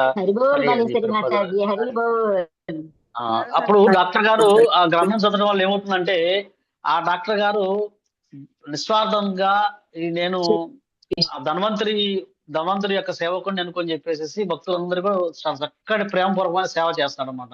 చూడండి, మనం ఇచ్చే ఒక చిన్న సేవ వల్ల ఏమవుతుందంటే ఆయన పరివర్తన వస్తుంది. దానివల్ల పేషెంట్లు కూడా చక్కగా సేవ చేయడానికి అవకాశం లభిస్తుంది. అవును ఇదంతా ప్రభుజీ. కూడా కృతజ్ఞతగా ఇంకా ఆయనకి నేను భగవద్గీత బుక్స్ ఇచ్చినందుకు ఆయన వాళ్ళు చదువుతున్నారు ప్రభుజీ. అలాగే నేను ఇంట్లో కూడా భగవద్గీత బుక్స్ తీసుకుని ప్రతి సంవత్సరం ఇంట్లో పెట్టి ఇంటికి ఎవరు వచ్చినా బొట్టు పెట్టి భగవద్గీత ఇవ్వటం అలా చేస్తుంటాను ప్రభుజీ ఎప్పుడు కూడా. ఇప్పుడు 2 years నుంచి ఇదే ఫాలో అవుతున్నాను ప్రభుజీ. గీతా జయంతి అదే ఇంట్లో పెట్టుకుని అందరికి నేను ఇలా ఇస్తున్నాను ప్రభుజీ. అది చాలా మంచి ఆలోచన మాత్రం మీరు చక్కగా చేస్తున్నారు. అది ఎందుకంటే మేము కూడా ఏం చేస్తామంటే మేము ఒక 2-3 బాక్సులు పెట్టుకుంటాము. 2-3 బాక్సులు ఫుల్ బాక్సులు పెట్టేసుకొని ఎవరైతే మా ఇంటికి వస్తారో, లేదంటే ఏదైనా అన్నప్రసన, బారసాల ఎటువంటి ఫంక్షన్ జరిగినా సరే, కేవలం పెళ్లిళ్ళు జరిగినా కేవలం ఏం చేస్తామంటే భగవద్ తీసుకెళ్ళి ఇచ్చి వస్తాం అనమాట. ఇప్పుడు మీరు చెప్పారు మీ ఇంటికి ఆడపడుచులు వస్తారు, లేకపోతే బంధువులు వస్తారు, చీర పెడతారు. దాని బదులు బొట్టు పెట్టి పండ్లు ఇచ్చి ఒక భగవద్గీత ఇవ్వండి. ఖచ్చితంగా భగవద్గీత ఇస్తున్నారంటే వారింటో ప్రభుపాద వారు వెళ్తారు. ప్రభుపాద వారు వెళ్ళారంటే 5 సంవత్సరాలు కాదు, 10 సంవత్సరాలు కాదు, వాళ్ళ తరం కాదు, 2వ తరం 3వ తరం అయినా సరే ఖచ్చితంగా భక్తులు అవ్వాల్సిందే, అందరూ దింతవాల్సిందే. ఇది అంత శక్తివంతమైన గ్రంథాలు ఇవన్నీ కూడాను. మనం ప్రయత్నం చేయాలి. థ్యాంక్ యూ, మీరు కూడా మంచి ఆలోచన చెప్పారు. నాకు కూడా అంతే ప్రభుజీ. నేను కూడా ట్రైన్ లో వెళ్తుంటే నాకు మన ప్రభుజీలు ఇలాగా నేను హైదరాబాద్ వెళ్తుంటే బుక్స్ భగవద్గీత తీసుకోనమంటే ఫస్ట్ టైం నేను కూడా తీసుకోలేదు ప్రభుజీ. అంటే శ్లోకాస్ చదవటం అంతగా రాదు, వద్దులే అని ఊరుకున్నాను. మళ్ళీ సెకండ్ టైం అలాగే ట్రైన్ లో ప్రయాణం చేస్తుంటేనే ప్రభుజీలు ఇలా బుక్స్ తీసుకోమంటే గీతా జయంతి టైంలో అప్పుడు తీసుకున్నాను ప్రభుజీ. తీసుకొచ్చి దాన్ని ఒక భగవంతుని లాగా దాచుకున్నాను కానీ చదవలేదు ప్రభుజీ. 10 సంవత్సరాలు పూజించుకున్నాను. ఆ తర్వాత నేను చదివి ఇప్పుడు భగవద్గీత అన్ని చదవగలి క్లాసులు అటెండ్ అవుతున్నానంటే ఆ భగవంతుని దయ, ప్రభుపాదుల వారి దయ అనుకుంటాను ప్రభుజీ. ప్రభుపాదులు భక్తుల యొక్క కృప, ఆ భక్తులు కూడా వాళ్ళు చూడండి ఎంతో ఆ విధంగా చేయటం వల్ల, ప్రభుపాద వారి ఉద్దేశం వల్ల అందుకు మనం కూడా దాన్ని కృపగా తీసుకొని, దాన్ని ఇన్స్పిరేషన్ గా తీసుకొని మనం కూడా ఎంతమందికి వీలుంటే అంతమందికి ఈ డిస్ట్రిబ్యూట్ చేసుకుంటా వెళ్తాం. మన బాధ్యత చేయటం వరకు మన బాధ్యత, మిగతా అంతా ప్రభుపాద వారి దయ, కృష్ణుడి దయ ప్రకారం జరుగుతుంటుంది. ఓకే అండి, థ్యాంక్ యూ. అందరూ మీ యొక్క విలువైన ఫీడ్బ్యాక్స్ ఇచ్చారు ఈ రోజును. చాలా చక్కగా అందరికి కూడా ఒకళ్ళు చెప్పుకుంటున్నప్పుడు ఏంటంటే ఒక స్టోరీ 10 మందికి 100 మందికి ఇన్స్పిరేషన్ వస్తుంది. అట్లా ఇప్పుడు మీరు చెప్పిన స్టోరీ, ఇందాక మాతా చెప్పిన రకరకాల అందరూ కూడా మీ యొక్క మంచి ఫీడ్బ్యాక్స్ చాలా చాలా బాగున్నాయి. అట్లాగే మాకు కూడా ఇంకా కొన్నంత స్ఫూర్తిని వచ్చింది. మమ్మల్ని కూడా ఆశీర్వదించండి. మీ అందరూ కూడా చక్కగా మేము దీంట్లో ఇంకా ముందుకు వెళ్ళాలని చెప్పేసి. Okay, thank you. ఈరోజు ఇక్కడతోటి సెషన్. మీ బ్లెస్సింగ్స్ మాకు ప్రతిరోజు కావాలి ప్రభుజీ. మా అందరికి కూడా ఈ ఎవరైతే క్లాసెస్ వింటున్నారో వాళ్ళకి, వాళ్ళ కుటుంబ సభ్యులకి మీరు బ్లెస్ చేస్తే అందరు కూడా ముందుకు వస్తారు ప్రభుజీ. హరే కృష్ణ. ఓకే మాతాజీ, మనం అందరం కలిసి ఒకసారి కృష్ణ భగవానుడి యొక్క ఆశీస్సులు మన అందరికి లభించాలని 3 సార్లు అందరం కలిసి హరే కృష్ణ మహామంత్రం చెప్పి తర్వాత ఈ సెషన్ ని ముగించేద్దాము. అందరూ ఒకసారి వీడియోస్ ఆన్ చేయండి. వీళ్ళుంటే వీడియోస్ ఆన్ చేయకపోయినా పర్వాలేదు, అవకాశం లేని వాళ్ళు అందరం కలిసి ఒక్కసారి 3 సార్లు అందరం కలిసి హరే కృష్ణ మంత్రం చెప్తాము. హరే హరే కృష్ణ కృష్ణ కృష్ణ హరే హరే, హరే రామ రామ రామ హరే హరే, హరే హరే కృష్ణ కృష్ణ హరే కృష్ణ, హరే హరే హరే రామ రామ రామ రామ హరే హరే, హరే కృష్ణ కృష్ణ హరే హరే, హరే రామ రామ రామ హరే హరే, హరే ప్రభుజీ. హరే హరే హరే రామ రామ హరే హరే, హరే కృష్ణ ప్రభుజీ. ఓన్లీ మాతాజీలు ఒక్కడే స్పందిస్తున్నారు. ఇక్కడ ఎంతమంది ప్రభువులు ఎవరు స్పందించట్లేదు. దయచేసి హరే కృష్ణ ప్రభుజీ, హరే కృష్ణ ప్రభుజీ, హరే కృష్ణ ప్రభుజీ. ఒక్క నిమిషం ప్రభుజీ. ఎవరండి నాకు కూడా నేను కూడా పక్కన ఎక్కడో పడి ఉంటే శ్రీదేవి మాతాజీ నన్ను ఒక పక్కన లైన్ లో పెట్టి నాకు అన్ని బుక్స్ పంపించి, భాగవతం బుక్స్ అన్ని నాకు పంపించి ఈ రోజుకి ఆమె దయ వల్ల మంచిగా ఉన్నాను ప్రభుజీ. ఆమె నాకు బాగా ఇచ్చేసి ప్రభుజీ. ప్రభుజీ హరే కృష్ణ ప్రభుజీ. దాంట్లో అసలు నా గొప్పతనం లేదు ప్రభుజీ. ఆ ప్రభుజీకి, అప్పన్న ప్రభుజీకి దాంట్లోకి వచ్చే యోగ్యత ఉంది కాబట్టి కృష్ణుడు నన్ను ఒక పావులాగా వాడుకున్నారు ప్రభుజీ. సో అప్పన్న ప్రభుజీలో ఆ ప్యూరిటీ ఉంది కాబట్టి స్వామి తీసుకున్నారు ప్రభుజీ. హరే కృష్ణ ప్రభుజీ. ప్రభుజీ గారు డిస్ట్రిబ్యూషన్ చేస్తున్నారు ప్రభుజీ. 10 బుక్స్ తెప్పించుకుని అందరికి పంచుతున్నారు Prabhuji. Appanna Prabhuji. Okay okay okay thank you. మంచి పూజీ ఒక ప్రేమ ఇది ఇక్కడ ప్రేమ విలువయం. అందుకే మనకి ఉపదేశామృతం చెప్తుంది అనమాట. దదామి బుద్ధి యోగం. ఏమంటారంటే భక్తులు 6 ప్రీతికరమైన లక్షణాలు ఉంటుంది అనమాట. ఏంటంటే కానుకలు ఇవ్వటము, కానుకలు స్వీకరించడం, ప్రసాదం ఇవ్వటం, ప్రసాదం స్వీకరించడం, ఏదైతే మనం ఆ రహస్యమైన విషయాలు చెప్పుకోవటం. రహస్యమైన విషయాలు అంటే ఏంటి? ఆధ్యాత్మికమైన విషయాలు, మన ఆస్తుల గురించి వీటి గురించి కాదు. రహస్యమైన విషయాలు అంటే ఈ తత్వం గురించి చెప్పుకోవటమే. ఇదంతా ఒక ప్రీతికరమైన భక్తుల లక్షణాలు. ఇప్పుడు మీరు ఏదైతే సునీత మాతాజీ గారు కూడా నాకు రాకపోతే కొన్ని ఇచ్చేసి వీడియోగా చేసి నాకు అవి నేర్చుకోమని చెప్తారు ప్రభుజీ. ఓకే ఓకే ఇదే మనకి ఓకే ఇదంతా కూడా భక్తుల మధ్య జరిగే ఒక అద్భుతమైన సన్నివేశాలు. గంగా మాతాజీ కూడా నాకు ఇచ్చేసి బాగా ఇచ్చేస్తాను ప్రభుజీ. వాళ్ళకి వాళ్ళ దయ వల్ల నేను ఆ కృష్ణ దీంట్లో వచ్చాను ప్రభుజీ. ఓకే మంచిది. మీ యొక్క భావన అర్థమైంది. చక్కగా ఇదంతా ఒకళ్ళొకళ్ళు మనం సహకరించుకుంటూ వెళ్తుంటేనే మనం యొక్క బాగుంటుంది. అందుకని ఈ క్లాసెస్ ఏదైతే ఉన్నాయో ఈ క్లాసెస్ లో కూడా మీరు ఎక్కువ మంది రావడానికి ప్రయత్నం చేయండి. అందరికి కూడా ఈ సందేశం అందించాల్సిన అవసరం మనందరికీ కూడా ఉంది. ఓకే అండి, ఈ రోజు ఇక్కడతో మనం సెషన్ ముగిద్దాము. ప్రభుజీ ధన్యవాదాలు ప్రభుజీ. హరే కృష్ణ ప్రభుజీ ధన్యవాదాలు. Thank you Prabhuji. హరే కృష్ణ. హరే కృష్ణ. హరే కృష్ణ ప్రభుజీ దండోత్. హరే కృష్ణ ప్రభుజీ. హరే కృష్ణ ప్రభుజీ దండోత్. హరే కృష్ణ. హరే కృష్ణ. వాంఛా కల్పతరుభ్యశ్చ కృపా సింధుభ్య ఏవ చ పతితానాం పావనేభ్యో నమో నమః. అనంత కోటి వైష్ణవ భక్తులకి ఆచార్య హరిదాస్ ఠాకూర్ కి జై, శిల ప్రపాత్ కి జై, గురుదేవ్ కి జై. సాయి గౌర పరిమానందే. హరి హరే కృష్ణ ప్రభుజీ దండోత్ ప్రణామం. హరే కృష్ణ. హరే కృష్ణ మాతాజీ. హరే కృష్ణ ప్రభుజీ. అందరికీ దండోత్. హరే కృష్ణ. హరే కృష్ణ అండి.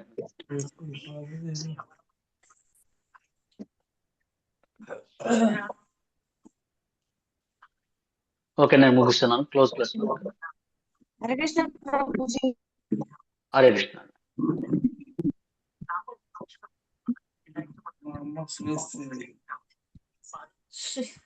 అవును ఇంకా లేగలేదేంటి మేడం?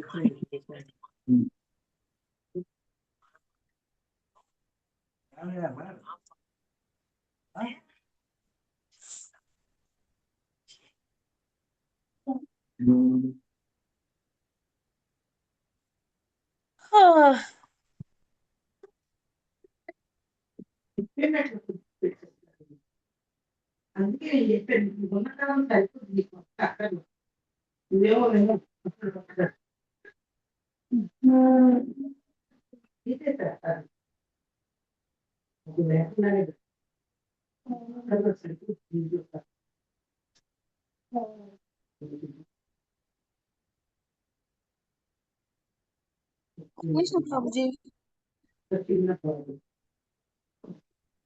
హరే కృష్ణ.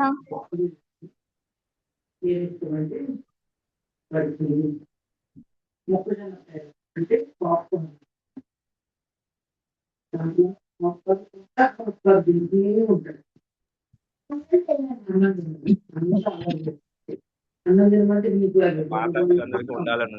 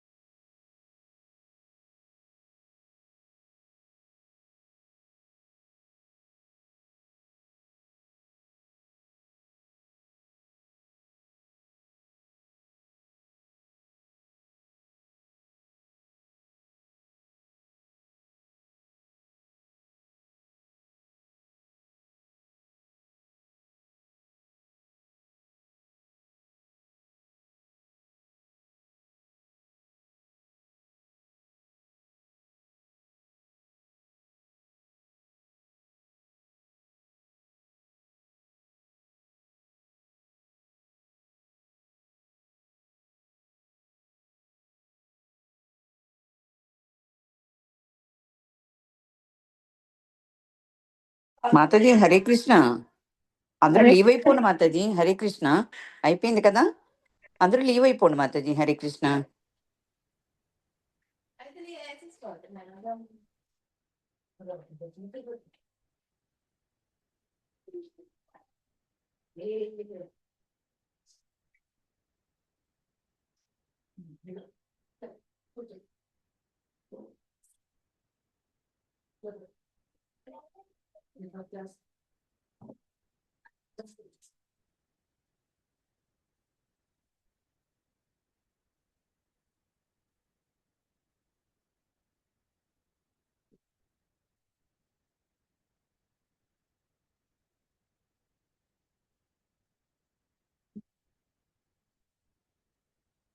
లావణ్య మాతాజీ హరే కృష్ణ. హరే కృష్ణ మాతాజీ. మాతాజీ మీరు లీవ్ అయిపోండి. మీరు లీవ్ అయిపోతే మీరు హోస్ట్ చేశారు కాబట్టి మీరు లీవ్ అవుతే మొత్తం మీటింగ్ ఎండ్ అయిపోద్ది. నేను చూసుకోలేదు రండి మాతాజీ. అదే అదే నేను లీవ్ అవనా? లీవ్ అయిపోండి మాతాజీ. మీరు లీవ్ అయిపోతే మీటింగ్ ఎండ్ అవుద్ది. సరే సరే మాతాజీ. ఓకే మాతాజీ హరే కృష్ణ. హరే కృష్ణ ఇప్పుడు నాకు మాతాజీ ఫోన్ చేసి చెప్పారు, అందుకనే మీకు ఫోన్ చేశాను. నేను మళ్ళీ జాయిన్ అయ్యాను. నేను సరే ఇందాకే సరే లీవ్ అయిపోయాను. ఇంకో మాతాజీ ఫోన్ చేసి రికార్డ్ అయిపోతుంది మాతాజీ అది అంటే మళ్ళీ ఇప్పుడు నేను జాయిన్ అయ్యాను. ఓకే మాతాజీ హరే కృష్ణ.